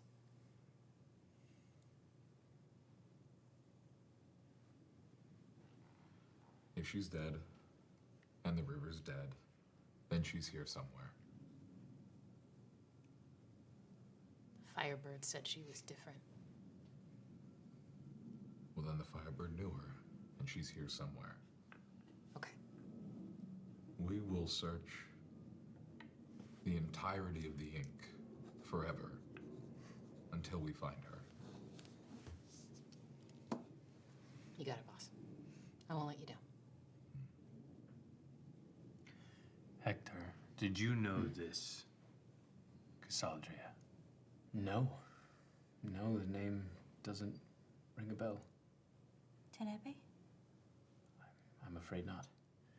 When she speaks of fire descending on Barrencliff and you died in fire. Those words mean, the word Barrencliff means nothing to you. I don't know what to tell you. It doesn't sound familiar. When are you from? Also where, if you know. Yes. My village was called Loam. It's at the edge of a forest. I kept sheep. But before I decided to leave, I guess, I don't know, we didn't really mark the time. It was, I had seen 35 summers before I decided to leave, and I traveled for countless. I lost track.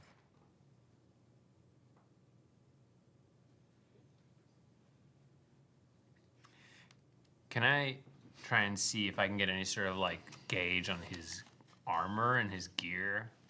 Is this sort of like Splintered and broken splint mail. yeah, but is it like Bronze Age equivalent stuff, or is it like you know, like I archaic will say in it looks Mesopotamia. exactly, like Sumerian, dude. like, is he wearing like a like a gladiator's? I will you know, say the style of armor. Whoa, okay. Well, May I? you may. The armor, similar to him, does not look particularly distinct in any way. Yeah. The shield design is fairly, it is more of a kite shield. And the half helm looks like any half helm you'd find on a city guard. Mm-hmm.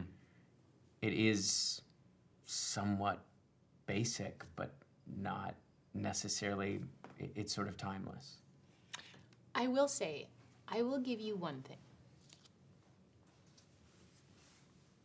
The time points that have been given for you is that Agatha has said she has been here for 4,000 years, is what you know.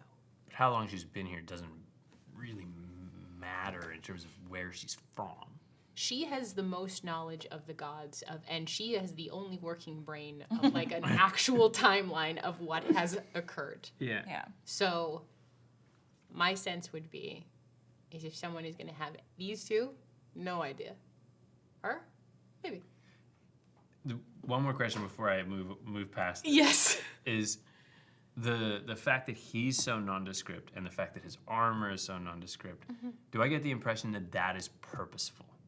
Do I get the impression that he has like made himself be hard to remember in a way that's like if he was a god going around helping people that they wouldn't assume him to be anyone special? Like, does it feel like it's all like a curated thing of like, oh, I barely noticed that guy. Tim, will you let me? You are looking at an incredibly genuine man. You know, without a shadow of a doubt, that you were a very dishonest man in your life. No. And you are looking at an antithesis of that. So he's not trying to like hide in that plain sight thing. Okay. Liars, no liars. And all of this stuff happened after I died, including Barrencliff. That's a Chatwater question. Oh, okay. So we should, as we are in this room here, do you decide to take time here with this beacon? Yes. Okay. So, as you sit here with this beacon, the cold begins to subside. Do you decide to rest here for a time so you're not having to sleep on open water? Mm-hmm. I think long enough to get rest, like to. There's no night and day here per se, right? There's sleeping cycles, essentially. You will need to sleep. Should we just sleep here so we don't have to do it on the water? If that's more comfortable for you. We're going out on the water? Yes. All right. Have you been on the water? Not since I fell in, no. Right. But you fell out of the sky. Yes. Into the water and you were dragged onto the beach. Yes. Yes. And then you met. Agatha just like goes into her mind palace. Ash was the only thing that I met. And he and I don't really get along. Hektor, Yes. what's missing? I don't know. What do you mean? None of us are whole. There's something missing from all of us. It's different for all of us. I've never met anyone here who wasn't missing something.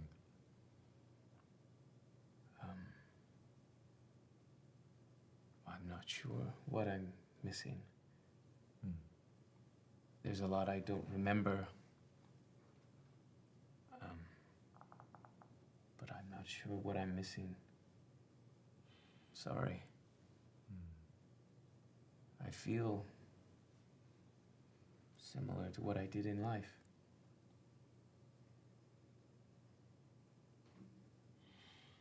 I think a silence falls as you sit in the light of this beacon, as you hear the wind begin to die down outside, and all you hear is the distant lapping of the ink on the shore.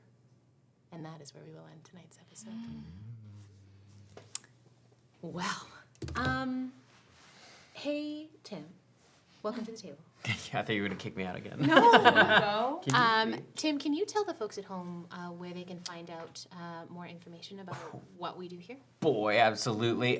So if you love what we do and you want to watch more of it, we're all over YouTube. But if you want to get a little peek behind the curtain of what goes on right after session, we film something called Chatwater for our Patreon. It's a wonderful way to get our real honest takes literally right after we end filming and where our emotional state is, questions about characters, little lore bits. Yeah, you want to know what Barrencliff is? You want to know what... I would love to. What all those Yeah. words mean. And some jokes. So we have an incredible Patreon. There's different levels. We get real backed up with bits on this one. Get really backed up. There's all kinds of different I got levels. bits just You can support us on there with And where is it, different Tim? things. Do you know It's patreon.com/BlackwaterDnD. Thanks. The website you're all familiar with. There's also a free tier. Look, you know, if you don't have discretionary spending, that's okay. Join at the free tier. You get one free Chatwater a month. And if you do have a little extra, you know, you can get quite a bit. There's quite a backlog. Lots of stuff. Of great content. So join us there, patreon.com/BlackwaterDnD. Take a second, open another tab, type it in, so it's there when we're done. you're ready. When we're done. Uh, Which is gonna be right, gonna be right now. Right now. Please stick around for the raid. We're gonna hang out with someone awesome. How do we end this show? Don't let us do it. Just say Appropriately. goodbye. Maybe we should just say,